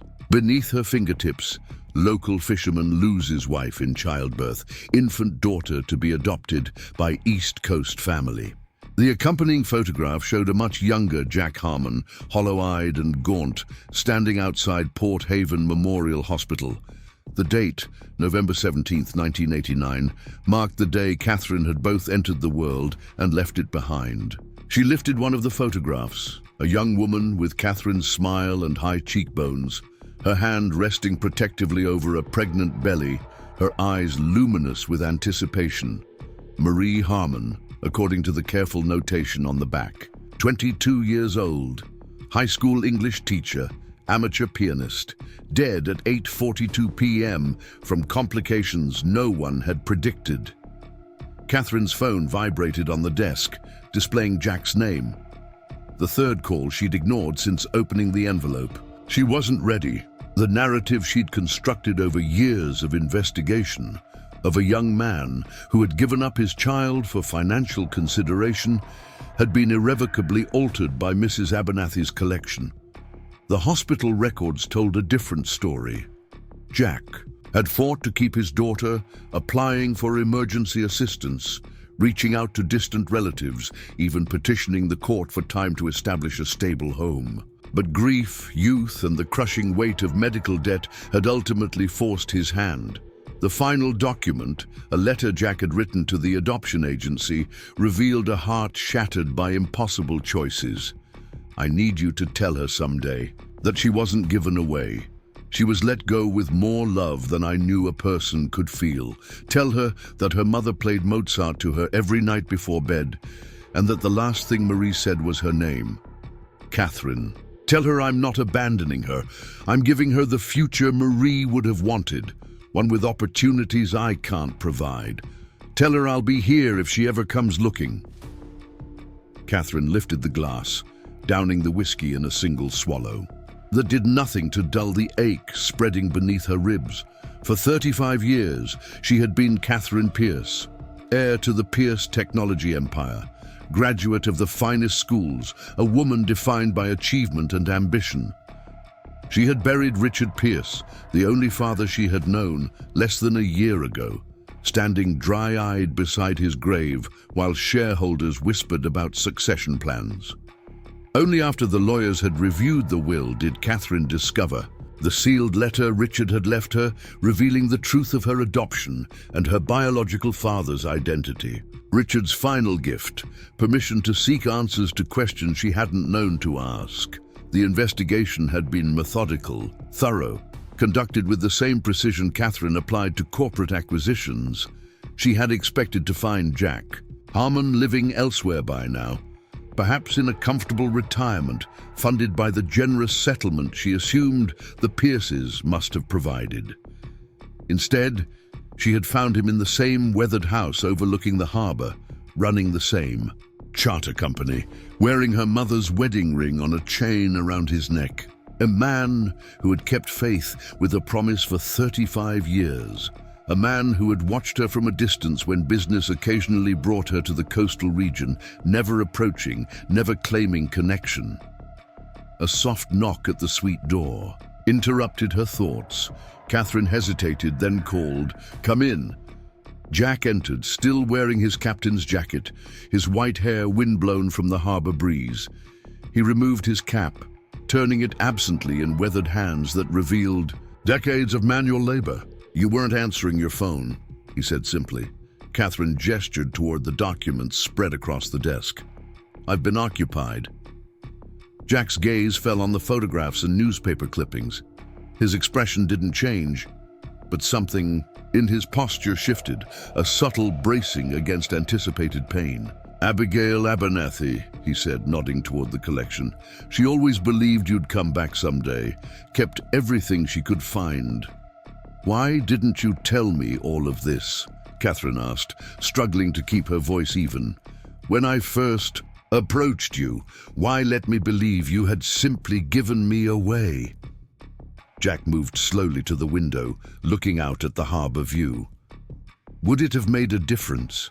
Would knowing I tried and failed have changed anything?" "It changes everything," Catherine replied, her composure finally cracking. "I came here looking for closure, maybe even someone to blame for the questions I've carried my whole life. Instead, I found," she gestured helplessly at the documents, "a man who made the hardest choice of his life and has regretted it every day since," Jack finished quietly. "Not much of a villain for your story." Catherine sank into a chair, suddenly exhausted. "I don't want a villain. I just want to understand why the Pierces never told me, why Richard waited until after his death to reveal the truth." Jack turned to face her, his expression softening. "Richard Pierce came to see me once, about 10 years after the adoption. He wanted to know if I had changed my mind, if I wanted to be part of your life." Catherine's head snapped up. "What? He was a good man, Catherine. He loved you like his own. But he was also pragmatic. He wanted to ensure there wouldn't be complications, later claims." "And you told him?" "I told him that my only request was that you be loved and given every opportunity life could offer." Jack's voice remained steady, though his eyes reflected decades-old pain. "And that if you ever came looking for answers, he would tell you where to find me." "He kept his word," Catherine said softly. "In the end." They fell into silence, the weight of revelations and long-held secrets settling between them like sediment in still water. "I met someone," Catherine said finally, "the night of the storm, a man named Michael Winters and his daughter Emma." Jack nodded. "Good people. Michael's had a hard road since his wife passed. Emma gave me this." Catherine touched the clay turtle pendant she still wore, a ridiculous little charm that has somehow become important to me. A smile ghosted across Jack's weathered face. "Marie would have liked that. She believed in signs and small miracles." Catherine glanced at her mother's photograph, trying to reconcile the smiling young woman with the whispers of genetic memory she sometimes felt. An inexplicable affinity for classical piano she had never been taught, a preference for blueberries she had discovered in childhood before learning they had been her mother's favorite. "I don't know how to do this," she admitted, the confession costing her more than any business negotiation ever had. "I built my life around certainties, metrics, projections, quantifiable outcomes. This is..." She gestured between them, uncharted territory. Jack considered her words, then spoke with the measured thoughtfulness of a man accustomed to navigating by stars. "When you're lost at sea, you don't try to chart the entire journey at once. You find one fixed point to orient yourself, then another. Eventually, a course emerges." Catherine raised an eyebrow. "Nautical wisdom? Life wisdom," Jack corrected gently. "Start with what feels true, Katie. The rest will follow." The childhood nickname no longer jarred her as it had in the library. Instead, it felt like a door opening to a room she hadn't known existed. "I'm having dinner with them tomorrow," she said. "Michael and Emma. She's going to show me her art wall." Jack's expression warmed. "Emma's quite the artist. Her mother was the same way. Sarah could capture a sunset with 3 crayon colors." "Tell me about them," Catherine requested, surprising herself with the genuine interest behind the words. Not as a business proposition or a charity case, as people.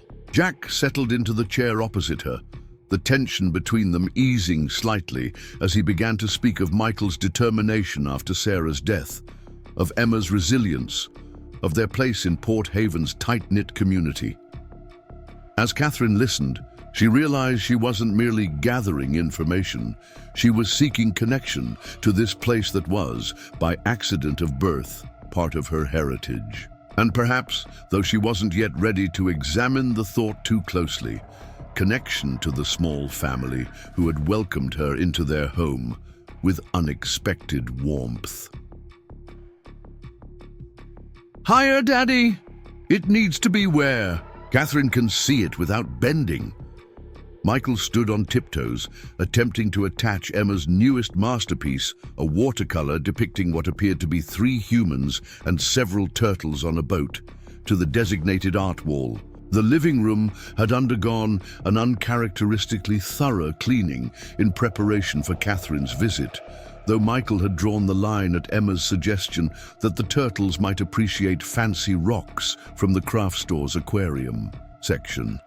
"I think this is high enough, Sunshine," he assured her, stepping back to evaluate the display. "Catherine isn't a giraffe." Emma considered this, head tilted critically. "But she's taller than me, and this is the most important picture." "Why is it the most important?" Michael asked, genuinely curious. Emma had produced at least a dozen drawings since their boat trip, each seemingly identical to his untrained eye. "Because it's all of us," Emma explained with exaggerated patience. "See, that's you, and that's me, and that's Catherine, and those are all the Herberts." Michael looked more carefully at the painting, noticing for the first time the distinct characteristics Emma had given each figure. His own brown hair, Emma's red curls, and a taller figure with long, dark hair holding what appeared to be a small, green pendant. Something shifted in his chest, a mixture of pride in his daughter's observational skills and unease at how easily she had incorporated Catherine into their family tableau. It had been just 2 weeks since the storm that had brought the businesswoman into their lives. 2 weeks of boat trips, library visits, and quiet conversations that felt increasingly significant. The gentle knock at the door interrupted his musings. Emma raced to answer it, remembering at the last moment to wait for Michael's nod before turning the handle. Catherine stood in the hallway, balancing a large wicker basket in one arm and a bakery box in the other. The transformation from corporate executive to casual dinner guest was still striking.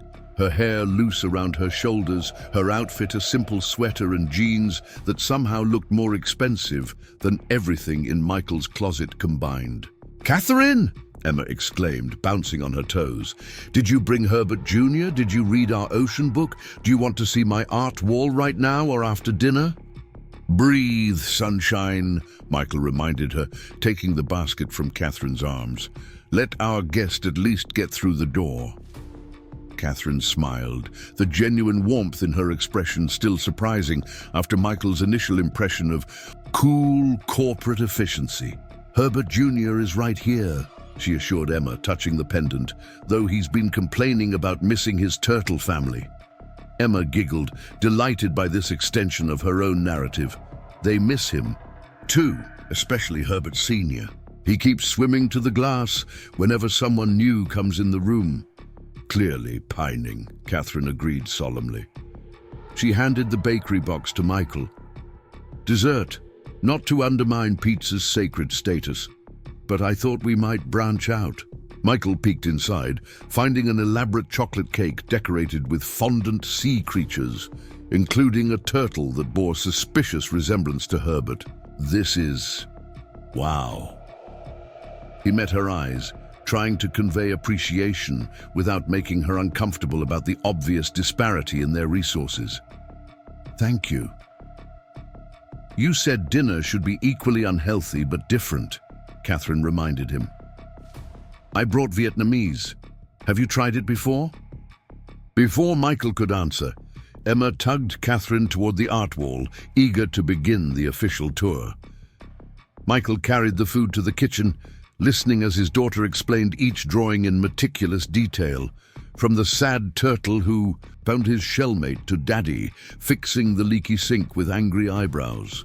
Catherine's responses were perfect, specific enough to show genuine interest, questions thoughtful enough to make Emma feel like a serious artist. There was nothing patronizing in her manner, no adult pretense of enthusiasm.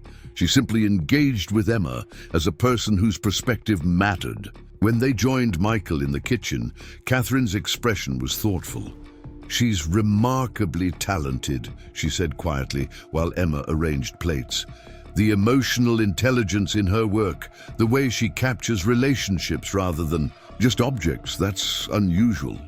"She gets that from Sarah," Michael replied. The familiar ache when mentioning his late wife softened by time, but never absent. She could always see beyond surfaces. Catherine nodded, her gaze lingering on Emma. "It's a gift, one worth nurturing." Dinner unfolded with surprising ease.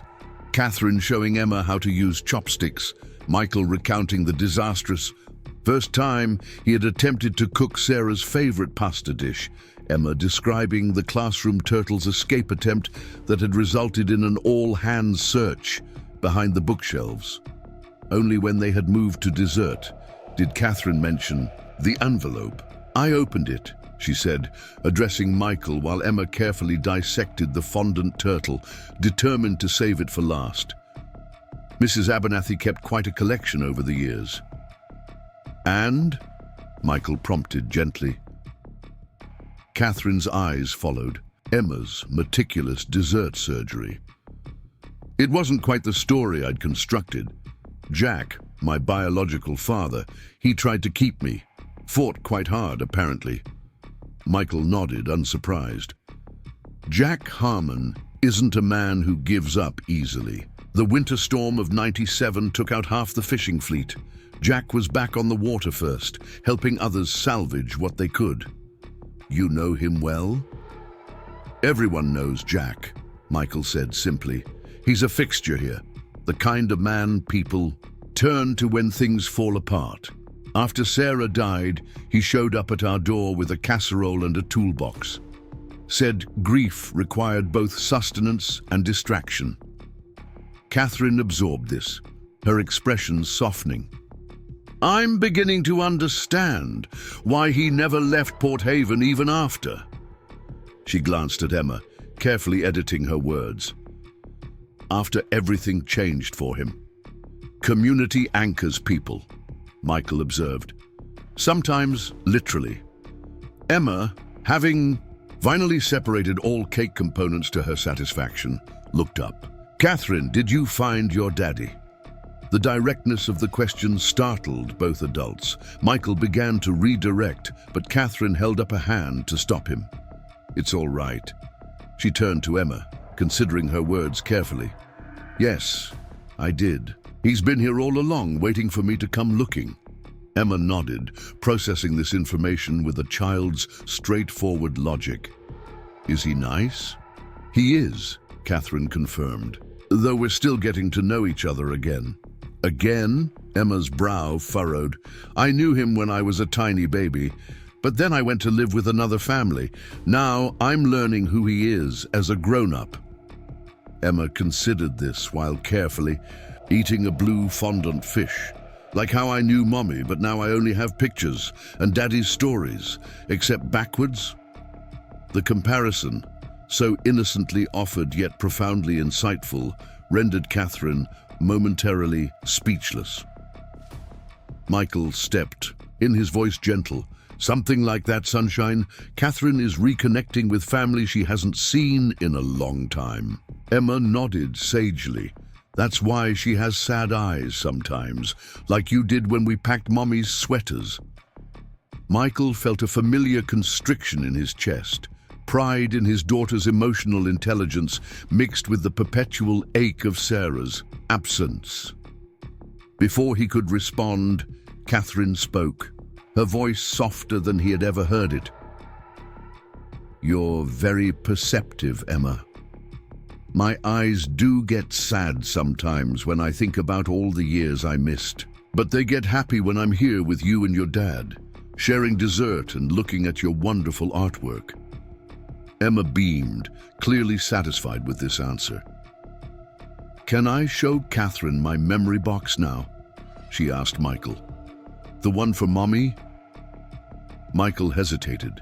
The carved wooden box containing mementos of Sarah was their most private treasure, a collection of photographs, letters, and small objects that connected Emma to the mother she was too young to fully remember.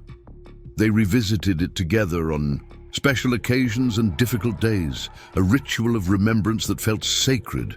But Emma was already sliding off her chair, apparently seeing no reason why this cherished object shouldn't be shared with their guest. Before Michael could formulate a response, she had disappeared into her bedroom. "I'm sorry," he said quietly to Catherine. "She doesn't usually. It's very personal." Catherine's expression reflected understanding. "I can suggest we look at it another time." "No, it's..." Michael searched for words. "It's actually good. She hasn't wanted to show anyone before, not even Mrs. Landry, who was Sarah's friend."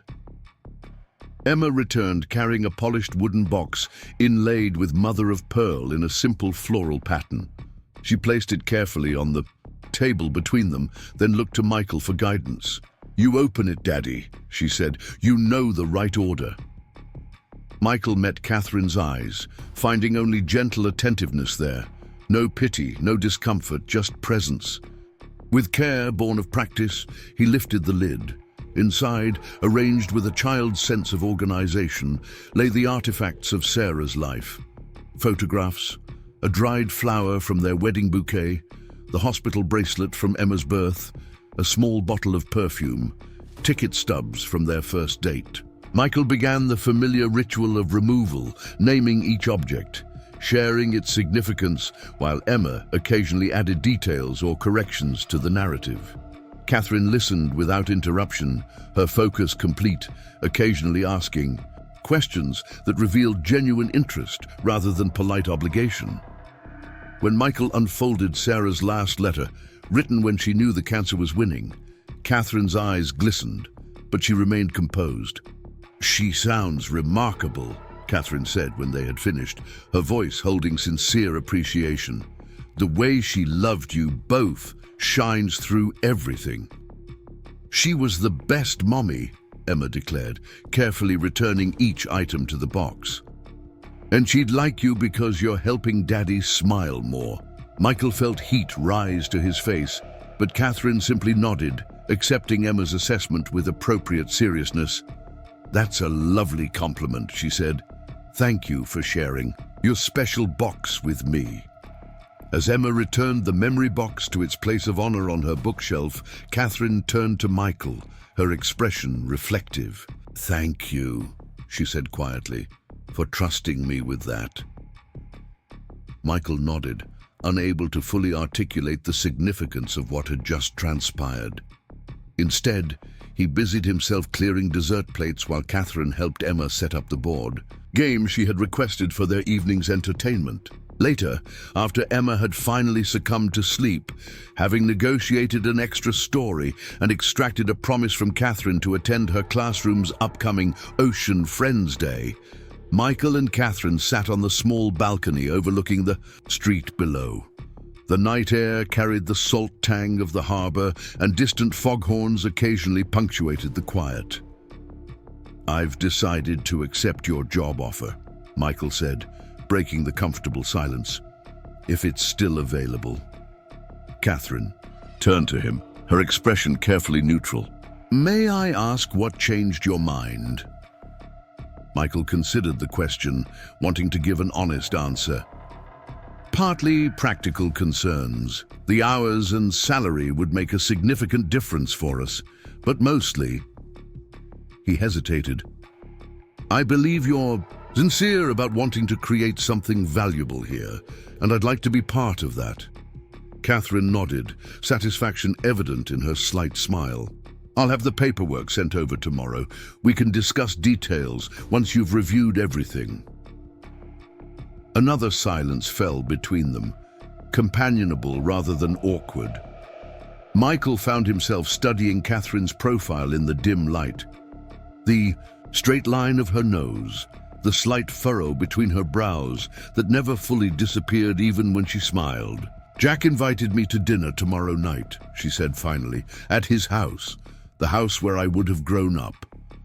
Michael heard the unspoken complexity in her statement. That's a big step. Yes. Catherine's fingers found the clay turtle. Pendant, an unconscious gesture he had noticed her making when contemplating difficult subjects. "I've spent my entire adult life in boardrooms and corner offices, making decisions that affect thousands of people.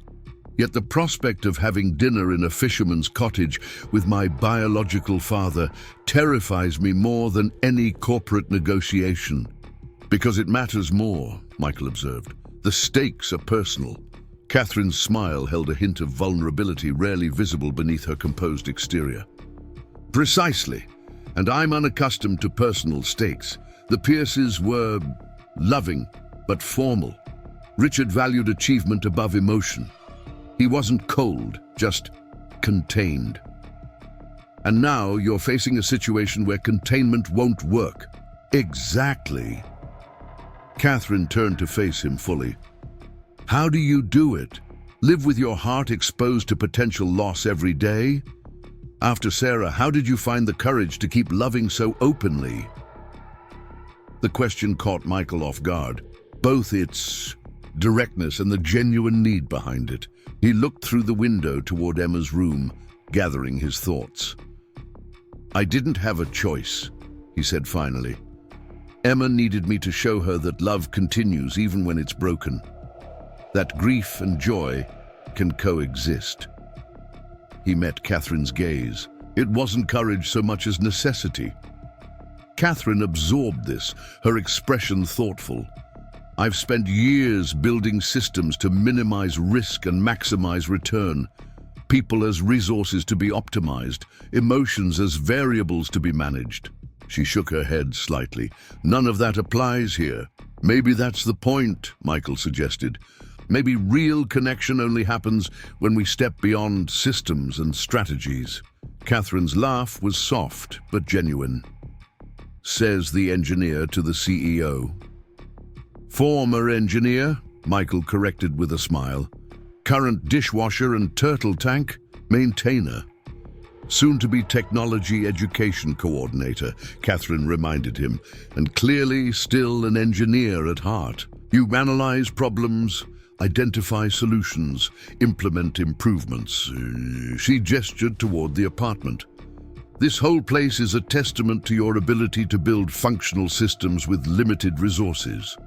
The observation, so casually delivered, yet deeply perceptive, reminded Michael that beneath Catherine's wealth and corporate power lay a genuinely sharp intelligence and surprising emotional insight.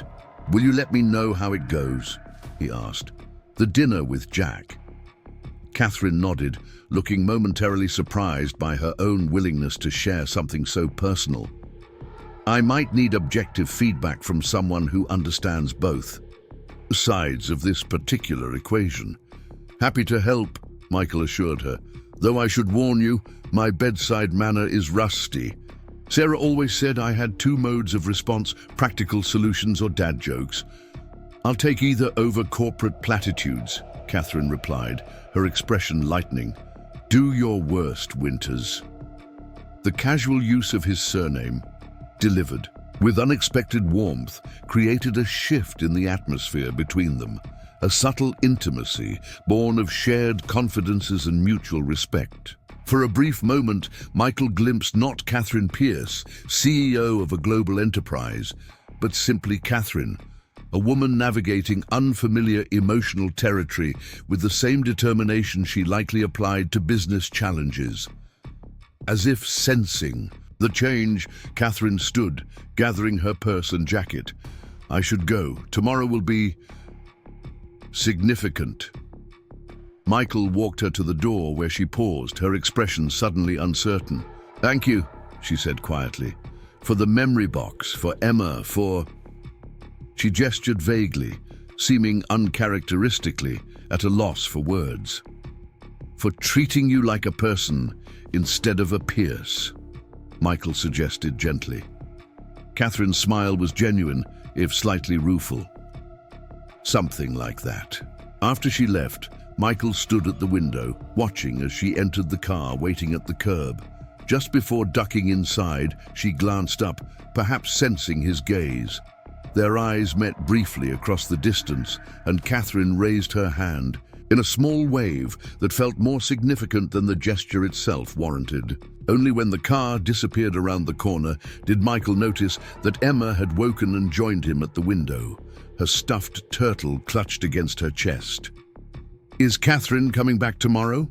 she asked sleepily. Michael guided her back to bed, tucking the covers around her small form. "Not tomorrow, sunshine. She has an important dinner with her dad." Emma nodded, already drifting back towards sleep. "She should take Herbert Jr. He helps with important things." "I think she will," Michael assured her, smoothing his daughter's hair. "Catherine seems to understand the value of turtles." As Emma's breathing deepened into sleep, Michael found himself contemplating the strange confluence of events that had brought Catherine Pierce into their lives. A broken umbrella, a chance encounter, a child's simple kindness, small moments that had somehow created the foundation for something none of them had anticipated. Tomorrow, Catherine would take another step toward understanding her past. And, while Michael couldn't predict where that journey might lead her, he found himself increasingly certain that their paths would continue to intersect, not through obligation or charity, but through genuine connection. The thought brought an unexpected sense of possibility, a feeling he had almost forgotten in the years since Sarah's death. Not replacement for what was lost, but the potential for something new to grow alongside the memories they would always cherish. Jack Harmon's cottage perched on the edge of Port Haven's northern cliffs, a weathered sentinel overlooking the restless sea. Small but sturdy, it had withstood decades of coastal storms, its cedar siding silvered by salt and time. A stone path wound through a garden where native plants thrived among driftwood sculptures and glass floats rescued from distant shores. Catherine stood at the end of this path, watching as golden light spilled from windows that might have been hers in another life. Behind each pane, she glimpsed pieces of a childhood never experienced, bookshelves lined with nautical references, walls adorned with marine charts, a handcrafted rocking chair angled toward the ocean view. The wooden door opened before she could knock, revealing Jack in a crisp button-down shirt that looked freshly ironed, his white hair neatly combed. "You came," he said simply, relief evident in the slight relaxation of his shoulders. "I said I would." He stepped aside, allowing her to enter a space that felt simultaneously foreign and familiar. The cottage's interior was modest but thoughtfully arranged, comfortable furniture oriented to maximize the spectacular view, a small dining table set with care, photographs displayed on every available surface. Catherine's attention caught, on one image prominently featured on the mantel, her mother, Marie, seated at a piano, head thrown back in laughter. Beside it stood a more recent photograph that startled her, Catherine herself at a technology conference last year, accepting an award for innovation. The juxtaposition of these two women, separated by decades, yet connected by unmistakable similarities, created a visual echo that tightened her throat. "I hope you don't mind," Jack said, noticing her focus. "A colleague's son works at a tech magazine. He sent me that after you were featured." Catherine touched the frame lightly. "How long have you been collecting these?" "Always," Jack answered simply. "It started with clippings from the Pierce's social announcements, your school, awards, college graduation, later business journals. I never approached you, but I needed to know you were thriving." The revelation should have felt intrusive, yet Catherine found it oddly comforting, evidence of a connection maintained despite physical absence. "Dinner's almost ready," Jack continued, moving toward the small kitchen where savory aromas suggested extended preparation. Nothing fancy, local salmon, vegetables from the community garden. "Can I help?" Catherine offered, removing her jacket and draping it over a chair. Jack appeared momentarily surprised by the offer before nodding toward a counter lined with vegetables. "You could finish the salad if you don't mind." They worked in companionable silence for several minutes, the domestic routine creating a buffer that allowed them both to adjust to this new reality. Catherine found herself observing Jack's movements, the way he tested the fish with practiced precision, his careful attention to detail, the economy of his gestures. She wondered which of her own habits might mirror his, which traits had traveled through blood despite decades of separation. "Marie loved cooking," Jack said, breaking the silence. "Said it was chemistry with immediate rewards. She'd have been amused to see us fumbling through this." Catherine smiled despite herself. "The Pierces employed a chef. I didn't learn to cook until college, and even then, it was mostly for the novelty. And now I have a nutritionist who prepares meals delivered to my office," Catherine admitted, efficient if somewhat soulless. Jack nodded, adding fresh herbs to the simmering sauce. "Efficiency has its place, but breaking bread together, that's where connections happen." As if to illustrate his point, he gestured toward the table. "Shall we?" The meal began with predictable awkwardness, both searching for safe topics. Jack inquired about Catherine's technology ventures. Catherine asked about recent changes to Port Haven. Gradually, as plates emptied and wine glasses were refilled, conversation shifted toward more personal territory. "You've spent time with Michael Winters and his daughter," Jack observed, his tone careful. Catherine nodded, surprised by the warmth that accompanied thoughts of Emma's enthusiastic art tours and Michael's quiet strength. "They've been unexpectedly significant." "Emma has that effect on people," Jack said, smiling slightly. "Sarah, Michael's late wife, was the same way. Drew people in with genuine interest. No agenda, just real connection." Emma showed me their memory box yesterday, Catherine said quietly. "All the mementos of her mother they've preserved together." Jack's expression softened. "That's quite an honor. They don't share that with many people." "I know." Catherine traced the rim of her glass, organizing her thoughts. "It made me think about what we preserve and what we lose. How memories shape us, even when we're not aware of their influence."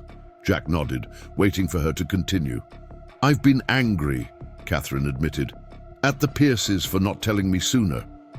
At you for giving me away. At circumstances beyond anyone's control, but seeing how Michael and Emma honor Sarah's memory while building something new." She met Jack's gaze directly.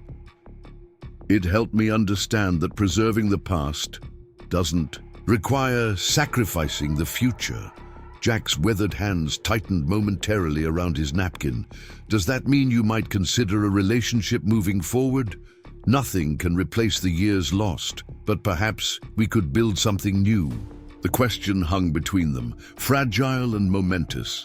Catherine thought of the envelope Mrs. Abernathy had given her, of Jack's unwavering faith that someday she might return, of Emma's simple wisdom about helping when someone's eyes looked sad. "I'd like that," she said finally. "Though I should warn you, I make a terrible daughter. Just ask Richard Pierce's ghost." Jack's laugh was unexpected and rich, a sound that seemed to brighten the entire cottage. "And I'm a mediocre father at best. Just ask my empty nest and talking to your photograph for 35 years. Something loosened in Catherine's chest, a constriction she hadn't fully acknowledged until its release. She found herself smiling, then laughing alongside this man who shared her blood and perhaps more of her temperament than she had initially recognized. As the evening progressed, Jack produced a photo album Catherine hadn't noticed earlier. Together, they paged through images of Marie's childhood, Jack and Marie's early relationship, their modest wedding aboard a friend's sailboat. The final. Pages contained ultrasound images and photographs of Marie's growing pregnancy, the documented anticipation of parents preparing to welcome their child.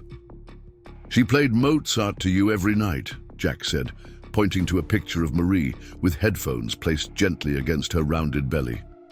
"Said you'd be born appreciating the finer things in life."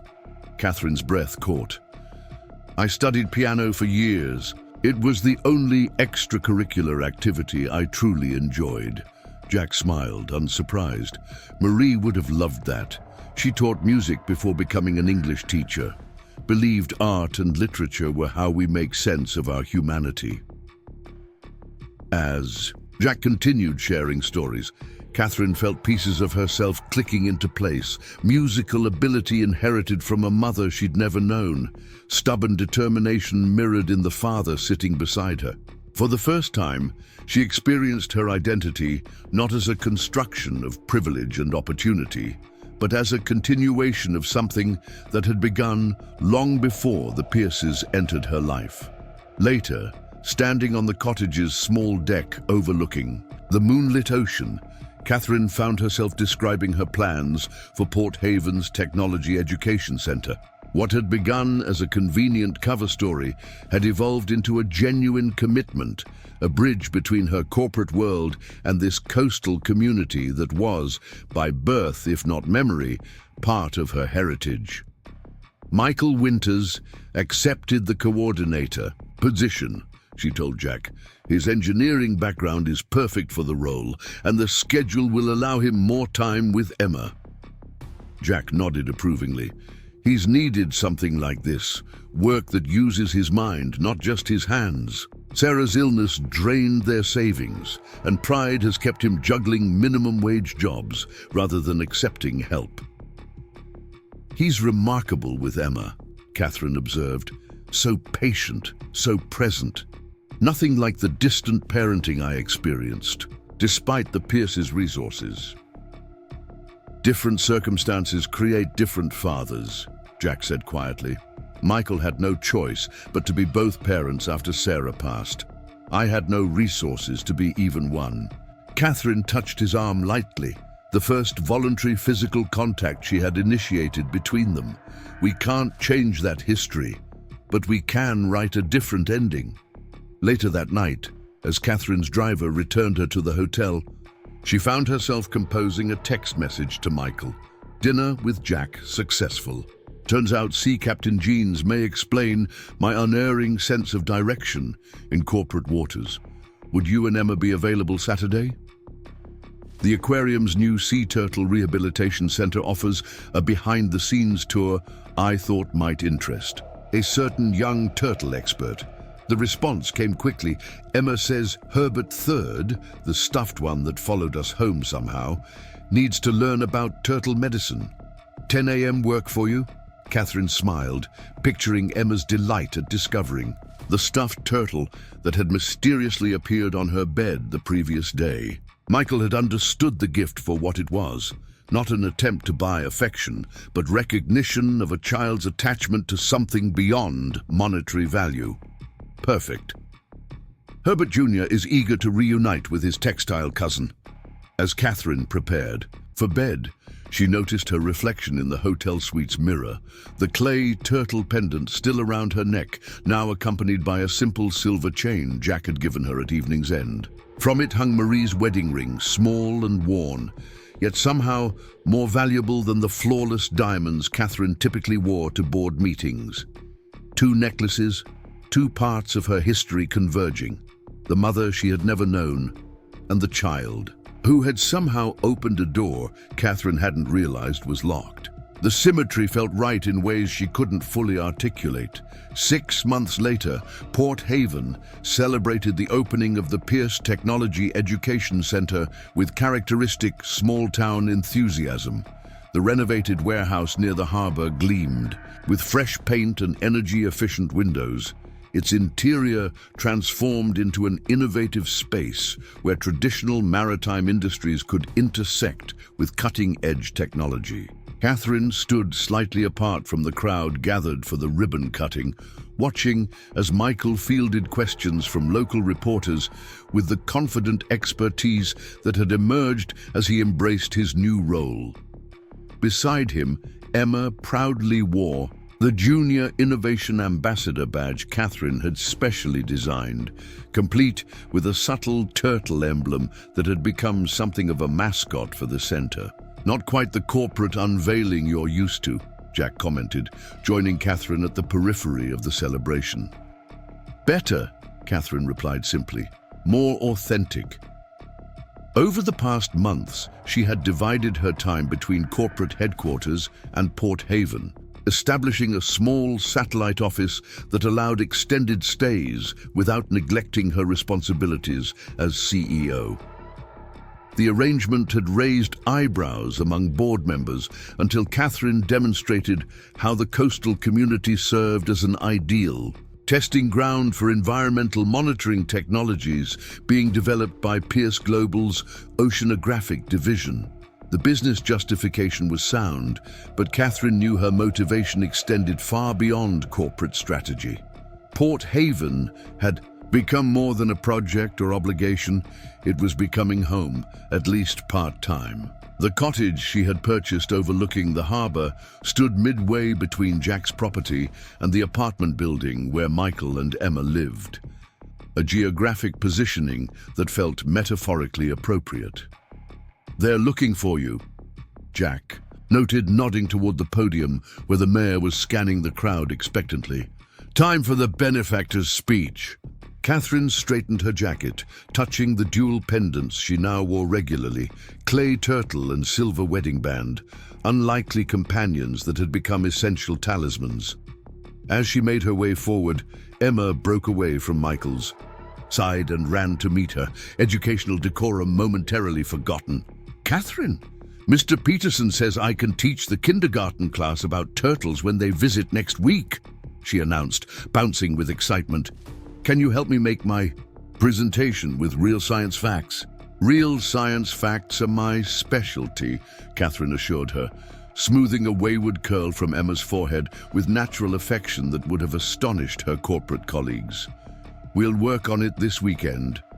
Michael approached more sedately, professional in his center coordinator role, despite the pride evident in his expression. "Sorry about the ambush. We're still working on appropriate public event behavior." "Genuine enthusiasm over proper protocol any day," Catherine replied, her smile softening as it often did around Michael lately. What had begun as mutual respect had evolved into something neither had anticipated, a connection that transcended their different backgrounds and initial circumstances. Their relationship remained undefined, developing with the cautious patience of two people who understood. Lawson valued authentic connection over convenient labeling. Weekend outings with Emma, quiet conversations on Michael's balcony after her bedtime, professional collaboration at the center, small moments accumulating into something significant. Jack joined them as Catherine prepared to address the gathered community, his weathered hand briefly squeezing her shoulder in silent support. The gesture, once unimaginable, now felt natural, part of the new reality they had carefully constructed from fractured beginnings. As Catherine stepped to the microphone, she surveyed the faces before her. Jack, who had waited a lifetime for her return. Michael, whose quiet strength had become a cornerstone of her evolving life in Port Haven. Emma, whose simple act of sharing, a clay turtle, had initiated a chain of connections more valuable than any corporate acquisition. Port Haven has always been a community that understands the importance of safe harbor, Catherine began, departing from her prepared remarks. A place where those battered by storms can find shelter and begin repairs. Some of us learn this through generations of experience, she nodded toward Jack, while others discover it through unexpected kindness offered when most needed. Her gaze found Michael's, holding it for a moment that conveyed private understanding before continuing. 6 months ago, I sought connection to this place through historical records and business development opportunities. What I found instead were people who reminded me that true innovation isn't measured in patents or profit margins, but in our capacity to rebuild what storms have damaged. Emma beamed from her front row seat, Herbert III clutched proudly in her arms. Catherine touched the clay pendant at her neck, the gesture now habitual when seeking grounding. This center represents more than technological education. It symbolizes the bridge between tradition and innovation, between past and future.